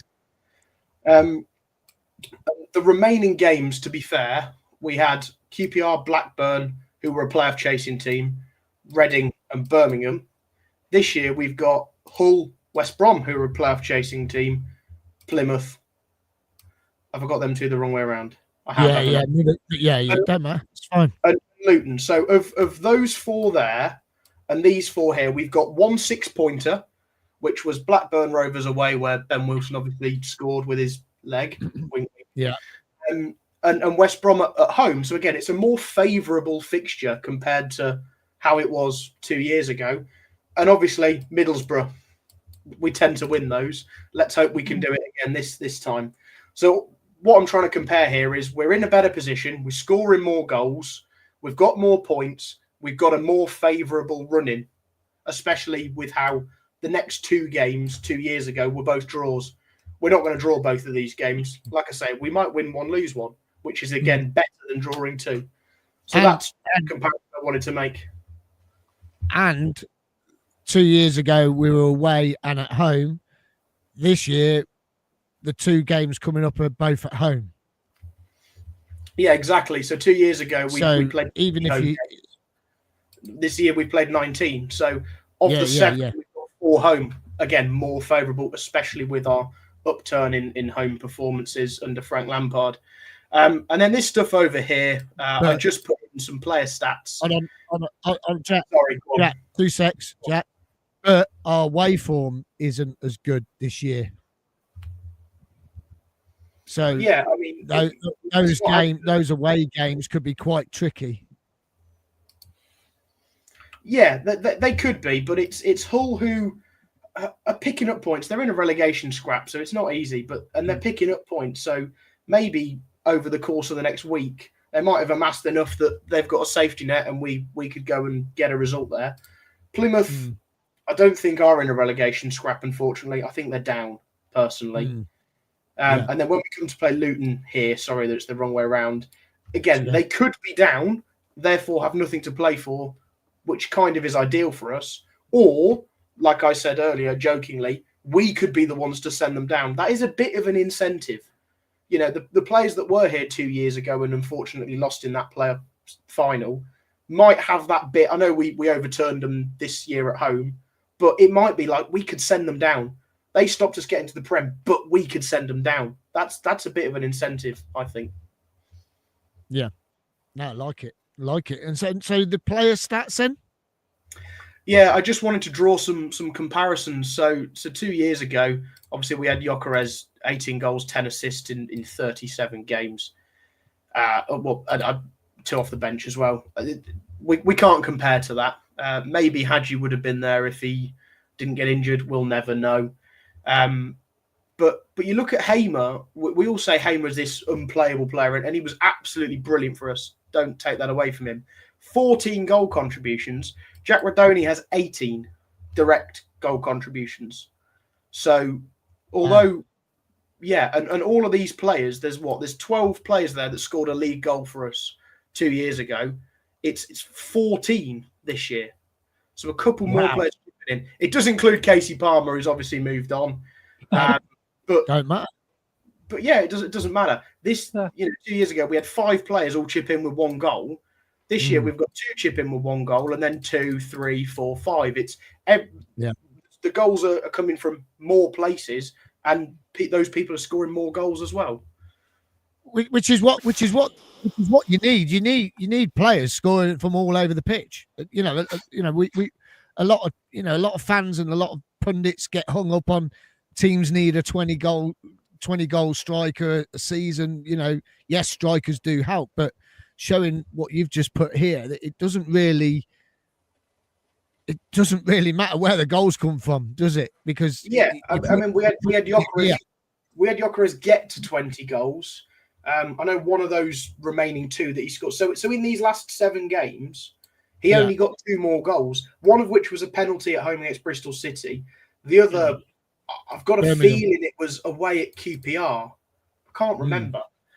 So he only scored 2 more goals in 7. So if Hadji scores 3 over the next 7, it just means in this last little run-in, he's had more of an impact in the last 7 games. But yeah, it just like you say, Miles, it proves that we had a 20 goals striker a season, and that's probably what got us over the line in the end. But we don't need that because we've got goals from everywhere. We've got wingers chipping in. We've got 4 strikers that are capable of hitting the back of the net, as they've all just about proven. And we've got, Rodoni, Torp, all chipping in. Bobby Thomas has got 5. Like, that's magical for a centre-half to get 5 goals. Magic. And he might get more. You don't know. Yeah. We can all hope. Yeah. I mean, that's similar to the League One promotion season, isn't it? We were scoring a lot of goals from all over. That's how we did it that season. Lots of goals from all over. Yeah, and it doesn't matter where the goals come from. The point is the goals go in. That is the main thing. And we are scoring more goals, 9 more in the same position from 2 years ago. I mean, that's mad that you've got, that when you look at that and you look at Sims, Rodoni, Torp all on 6, Thomas Asante 4, Mason Clark 5 and Bobby Thomas 5. And that's just it's magical when you look at it, because you think that's all them goals have all come on this magnificent run that we've been on. It's phenomenal what it's showing, what Frank's done to the midfield, hasn't it? Where those players in the midfield, but also the defenders getting into the box for corners, being able to get up there and challenge for their headers, and Bobby Thomas's wonder strike, which was, well, I still can't get over that strike. It's just phenomenal. A top striker would be like raving about it. To have that impact is just it's just special, isn't it? In this mad, was it 10 out of 13 games, isn't it? Or stupid. Lost, like you said earlier, we've lost 1 at home under Frank, which is brilliant. And that was against top of the table Leeds, who were on a run of 16 undefeated or something, weren't they? So it is absolutely brilliant. Jack, that's fantastic, mate. That is absolutely amazing. And some of the comments coming in saying, brilliant, you deserve a gold star.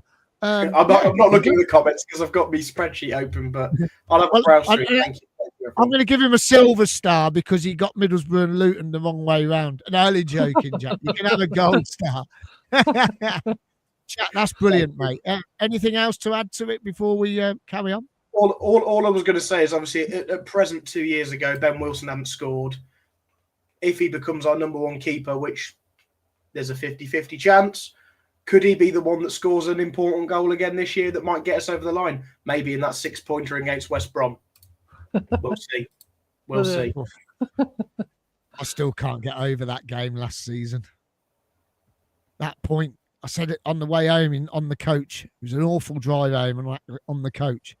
And I said, that's a point that's going to get us into the playoffs. And it was at Blackburn's expense as well, ironically. Yeah.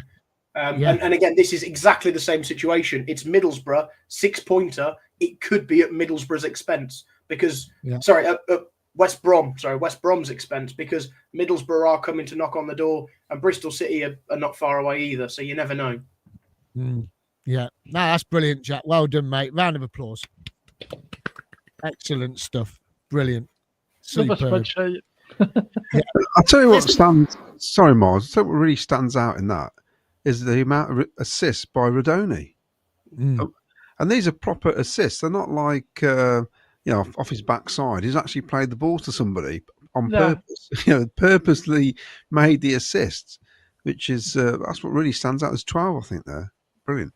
And you were saying about West Brom. Of course, they've got us and Bristol City, so their season could be all over in the next couple of weeks, or it could be fully on, couldn't it? So there's some huge games. Right, let's get some more comments up then before we wrap it up this evening. Lee Lawton says, need to get early balls into the box, then pick up the second ball rather than possession around the box with no shot. Dave Granigan says, what a top lad. I really hope they do get automatics, talking about the Burnley fan. Hope we get something Saturday. Dave Saunders reckon his mug has lost its colour. Oh, sorry to hear that. You're obviously using the wrong detergent.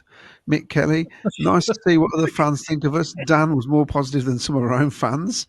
Paul Stratton says that Wilder just tactically destroyed us. Rob Murray, Torp nominated for PFA Fans Player of the Month on it because Miles has just put the photo up. Steve Espy, not got my mug. One last Thursday. What is your email address? SkyBlueFansTV@gmail.com. You got Ken normally deals with it and he does shift work, so it all depends how it lands when he's doing it. Basically, that's the thing. Well, I check it and then I forward it on. So yeah. Gusto Audio, I'd like to be optimistic, but if Burnley score first, I think it'll be 0-1. If we score first, we'll probably lose 1-2. Huh. And Lee Lawton, yes, you were better up on your own up front. Oh, I know I was, Lee. I noticed you got three. I noticed you three all got Cov background apart from Vicky. That's from Chris Johnson. It's in the pipeline. It's going to happen. Yes. Yeah. Probably when it start next season, it'll be like fancy. In fairness, if you just got Monzo, it'd be like the away kit, wouldn't it? So get a pencil and just draw some lines. Yeah, squiggly lines. Vicky, it's plain enough. You could green screen it, stick something else behind there. Yeah, that's true. Mark Stevenson, if Cov get a result on Saturday, I'll do a lap round the block like John Sillett. I think that's what the statue is going to look like. That's my thoughts. Him and George holding the cup. That's what I think it's going to be like, isn't it? With them dancing with the cup, I think. Joe won't tell me. I think it's got to be that. It's iconic, isn't it? Surely. Surely. Yeah. It's got to be, because we'll have people doing the same impression, won't we, in front of it? It'd be great. Yeah. Doug Bolam, I think these last 4 home games are all going to be 30,000-ish. Win home games, Chris Johnson? I've just come up with an idea. Oh, go on then.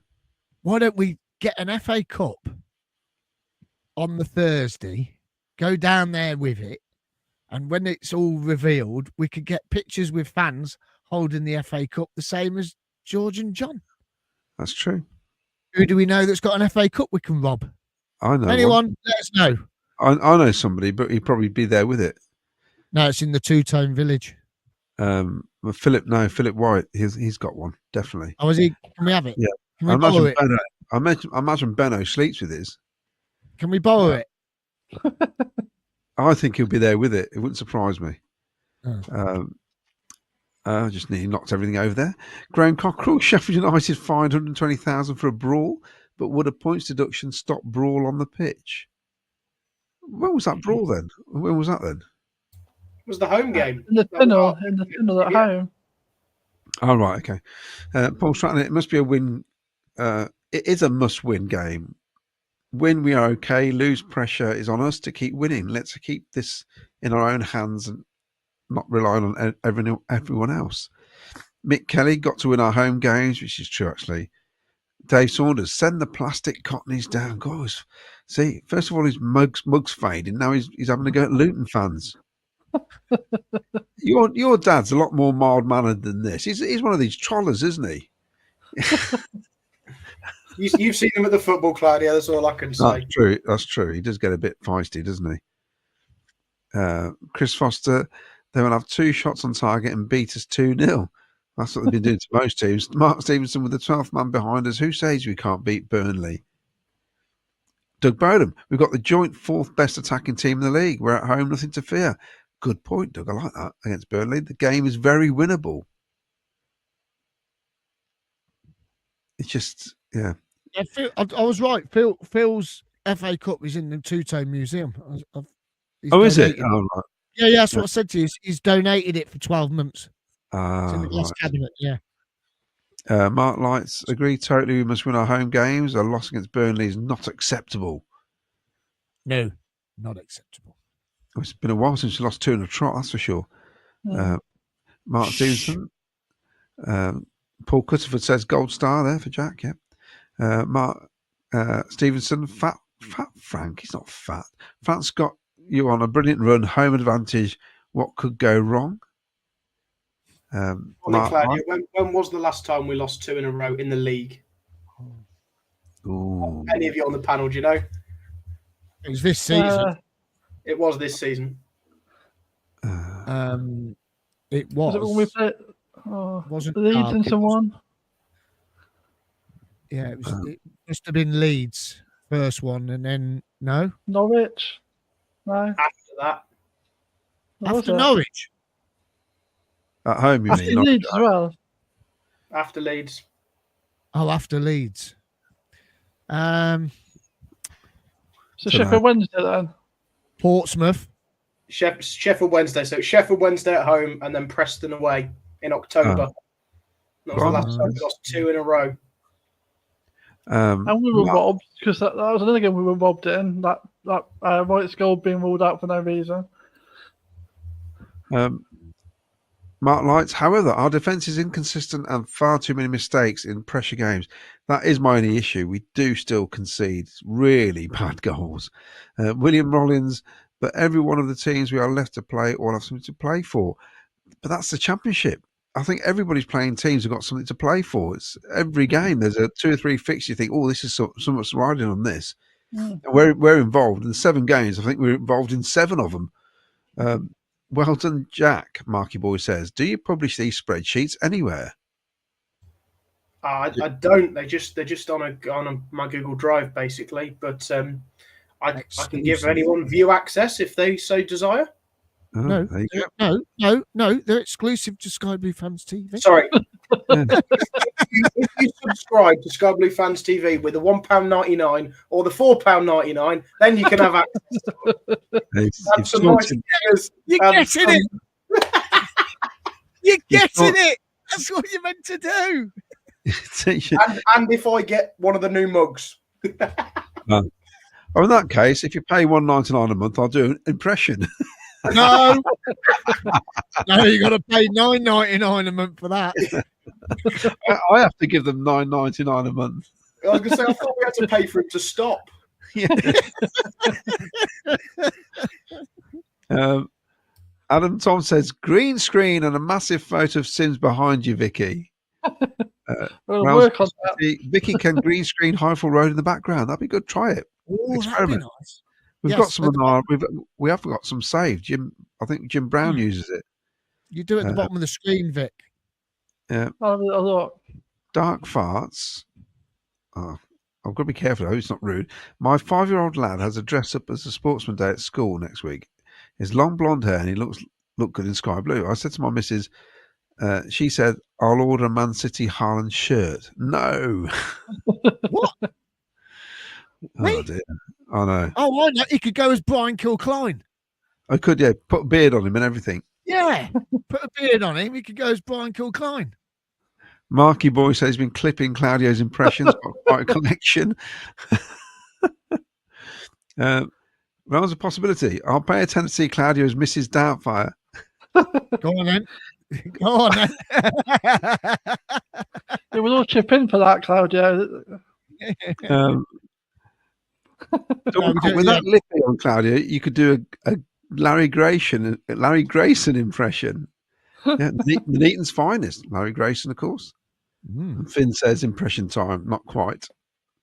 All right, back to you, Miles.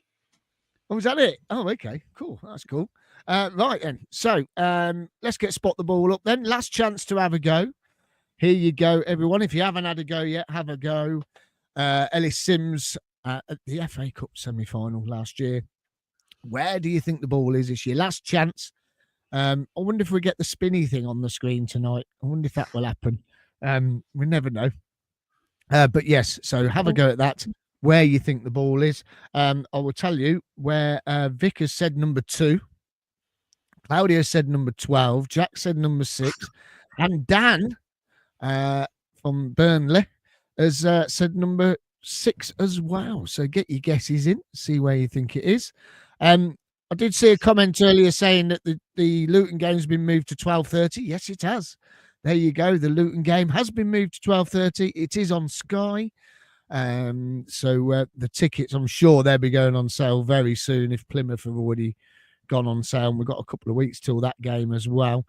And don't forget the George and John statue, 17th of April, 1 p.m. down at the CBS Arena. It's opposite the ticket office now. So just down the hill from Singer's Corner, you can see it there. The plinth's being built, and it's next to the railway line. So that's going to look really smart, I think, because if it's on the plinth's going to be quite tall, isn't it? So you would think the statue's going to be above the fence there, and then the sun's going to shine on it, which is what George and John deserve, the sun shining on it, having the spotlight on them. So, yeah, it's going to be absolutely wonderful. So we'll meet you down there. And don't forget, 17th of April, the same day, 8 o'clock, here will be Matty Godden, live only on Sky Blue Fans TV. So the half an hour before, we're going to get the fans interviews up from the day down at the statue reveal. And then round about just after 8, Matty Godden will be joining us. 17 goals this season. Oh, here's a question then, guys. Here we go. Do you think we should have kept him, Vicky? It's hard, isn't it? Because he was a quality striker for us and a big part of why we are where we are now. And so I'm a massive fan and will be forever grateful. And a lot of the memories he gave us as well. But the trouble was, when he came back from the last injury, it just lost that little bit of time. And I think he's probably just doing better in the just having dropped down the league.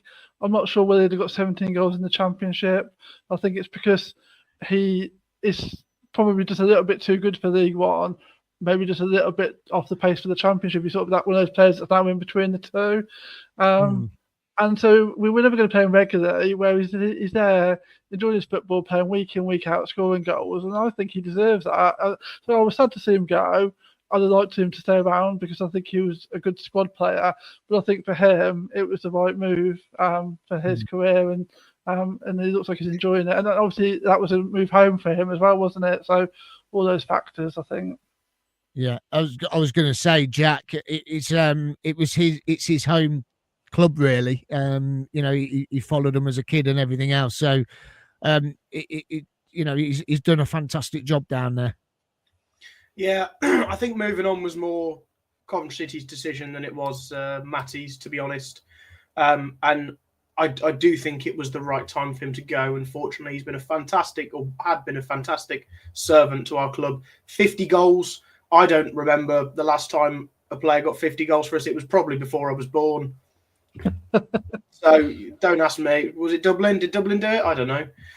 Maybe. So fantastic. Absolutely. Don't get me wrong. Got us through League One and scored some very important goals for us in the Championship. And, could have scored at Wembley. Was very close to scoring at Wembley. Put one over the bar against Luton. So, yeah, he looked like he was losing a bit of his pace, and it did look like the time for him to move on. But clearly, he's still class in the box, and Charlton are giving him the service he so needs. We weren't going to provide him that service. If we could in the Championship, he'd score more than 10, I'm sure. But yeah, he wasn't a fit for us anymore. We're moving in a forward direction, and a couple of the older players were let go last summer, and unfortunately, he was one of them. But probably at the right time for us. Claudio, Matty, he's done a fantastic job. Yeah, he's a good professional. He loved to play the game. I think had his legs gone a bit? I don't know. I'd like to know what was going through his head when we played Oxford and he didn't celebrate those goals. That's one to ask him when he's on. What was all that about? We'll find out. Yeah, because I don't. Me personally. I wanted him to stay. I just think he's a good professional to have around the group. But for some reason, they wanted to move him on, didn't they? And like Vicky said, to be fair, he needed to play, didn't he? And he came on against that Oxford team, and at the time, he scored the sort of goal you'd expect him to score against a Tide, who then was in League One, and he's proven it now, isn't he? In League One, he's perfect for League One, and is he 32, 33 now, something like that, isn't he? Yeah. In modern day football, by the way, because these lists are all wrong because they miss off Clary Borton. They miss quite a few players off. But in modern day football, only ahead of him. Now this is going back to probably the early 70s. Mick Ferguson, Ian Wallace, Dion Dublin, Gary McSheffrey. Then the only players who scored more goals than Matty Godden since the 70s. There's obviously, it'd be further down the list, but yeah, there's not many ahead of him, basically. And he scored some lovely goals. And you think the players who haven't, that's more than Victor, more than Gary Thompson, more than Neil Martin, more than Terry Gibson, more than Ernie Hunt, and looks like the same amount as Big Cyril. Yeah. And he was a major part of League One. Big C, yeah. And keeping us in the Championship. And even the year we got to the playoff final. You know, and it really annoys me when they show so much disrespect for some ex-players as well, especially with Legends Day coming up. You know, and some of the comments by some people on social media is just bizarre. You know, just taking. You can only assume that they weren't actually there for League One, and they've just sort of come along in the last seasons. They've got no idea what these players have contributed to getting us to where we are now. Some of the stuff you read, it's just crazy. Well, I know it's going slightly off, but the slagging off of Dabo is ridiculous. I just find that appalling. You know, like League One Player of the Season, like and just And you see the old clips of Fanky doing those little darting runs down the wing when he was fit. It was brilliant that season. He just Imho and Godden, that little triangle that they used to always create, it was magic to watch. And Vicky, I'll say it again, I've said it, I've now realised a pattern here. When Mark Robbins was manager, came back too early from an injury every time. They kept coming back too early, and he's another one who suffered for it. I think that one game at the CBS where he looked like he couldn't walk. You know, he was awful. And he should have gone off, and he sat down. He still kept him on the pitch. Yeah. Anyway, said me piece. Yeah, I think he's doing great, Matty. Top man. Brilliant. Dawn's just come on and said, who is doing the unveiling of the statue? Now, Dawn, I do know there's some VIPs, and it's family of George and John. So hopefully it's their family that are unveiling the statue. I'll double check with Joe. I'll message him and see what he says, and then I can let you know either on Sunday or on next Thursday's show. So we'll let you know. I'll see if I'll find out for you. All right, Dawn? So there you go. Right, a few more comments and we do spot the ball answer, and that's it for tonight then. Marky Boy reckons in the hindsight we should have kept Godden and not bought BTA. Paul Stratton, no, he is playing at his level, still a legend, says Paul Stratton. Paul Cutterford says, compare Godden's stats to Sims' stats on Jack's spreadsheet. Poor old Sims.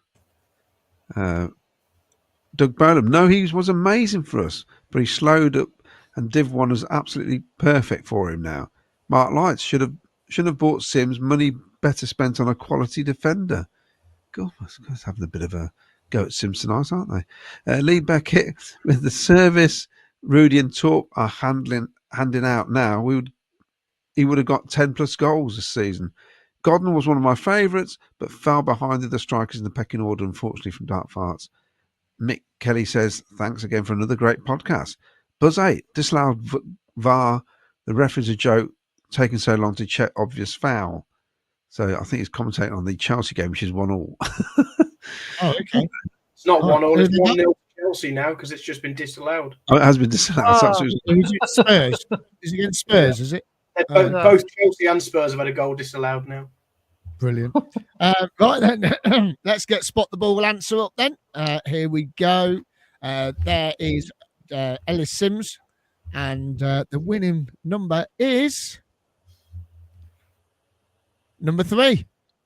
Oh, number 3. 12, Claudio. Almost 12. Where's 12? No. Yeah. I'll tell you what. Near. Not that far away.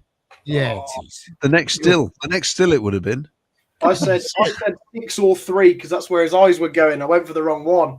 Oh, there you go. Right, so how many winners have we got then? Because have we got the spin? Have we got spinny win? Depends how many people we got, Vicky. How many we got? Give me a minute, chat amongst yourselves. We'll just work it out. Okay, chat amongst yourselves. I can do a wheel. I just need the names quickly because I wasn't keeping up. So Ken wasn't here tonight because he's been on radio tonight. He's been on hospital radio. He didn't tell us. We didn't know until yesterday. Thanks for telling us, Ken. Great communication. Love you, mate. Love you. Hope it went well. Shake now. Come on. But yeah, Ken will be back on Sunday. He will be in the hot seat with the guys here, hopefully joining him. We're going to try and get a Portsmouth fan on and see what they've got to say as well. I won't be on till next Thursday. I will be back.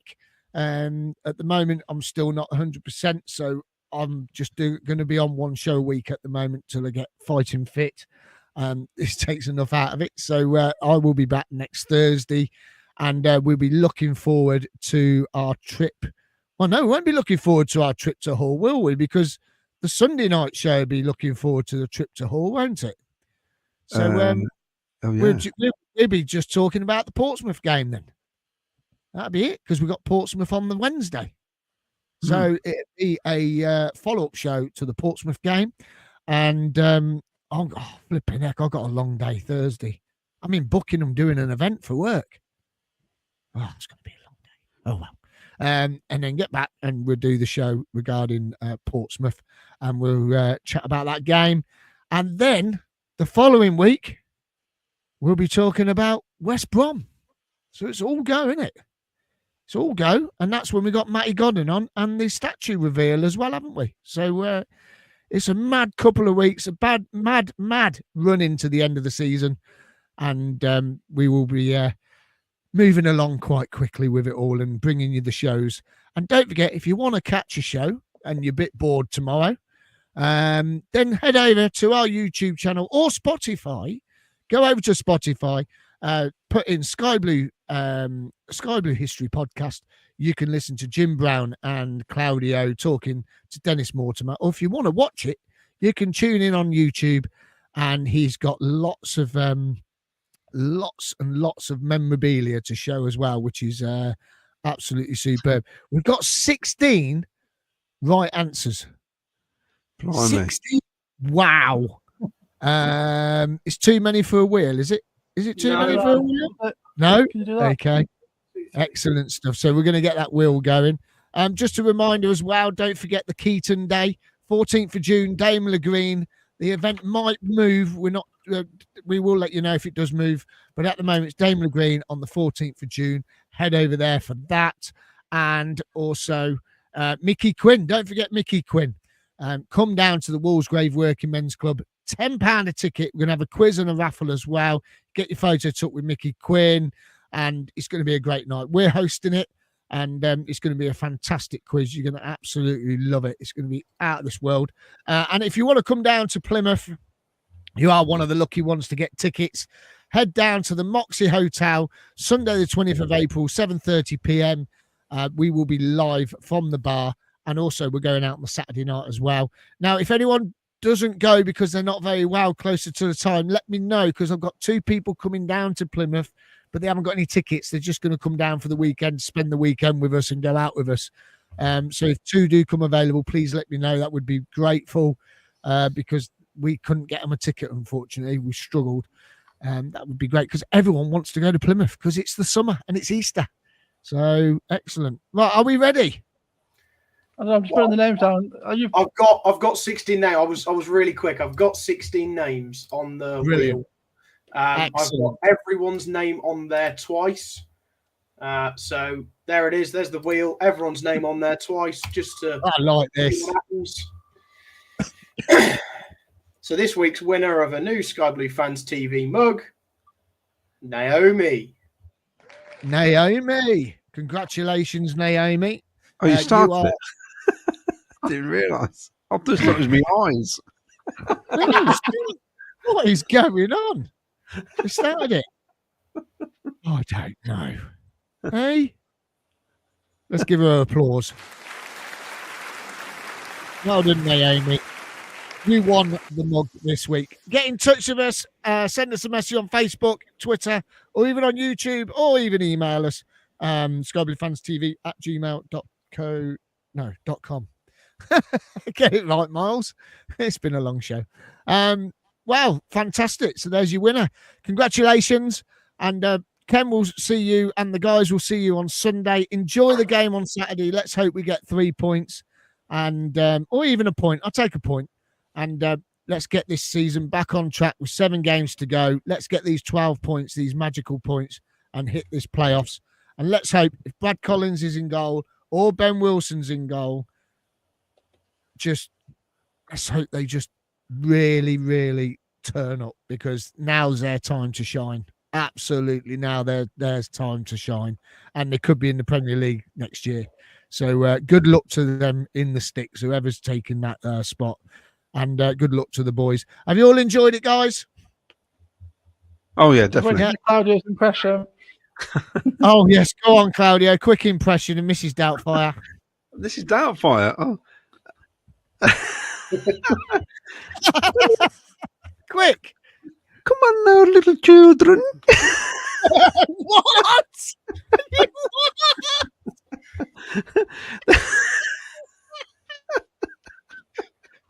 I think I need some work. Oh, that definitely needs some work. Like, Oh, like, my God. That sounded like something off Wizard of Oz, didn't it? No, Chitty Chitty Bang Bang, the old child catcher. That's what that sounds like. Fan Hunter says, hit the like button. Yes, hit the like button. Come on. And also, Dartfart said, and subscribe. Come on, guys, subscribe, please. Absolutely brilliant. Dartfart says, sounds like a horror movie. Oh my God, this is awful. Look, guys, I want to go. Dawn said you sound more like a child. They're on the same page. It's bang bang. Oh my word. Oh dear. Marky is so glad I clicked that. If you can't laugh, it's not worth doing it, is it? Jack, can you edit that and put it as a short for me, please?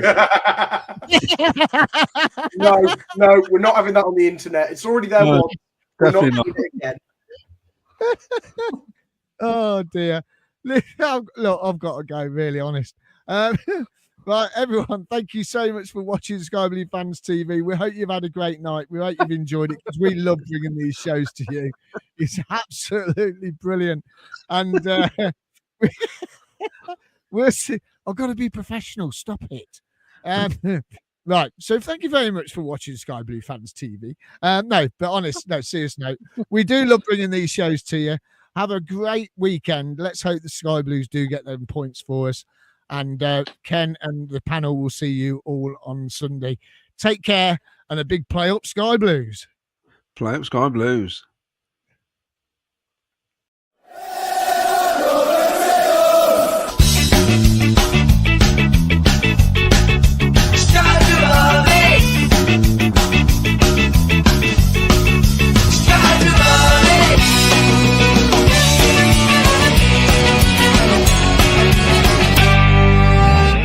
Sky Blue Fans TV, for the fans, by the fans.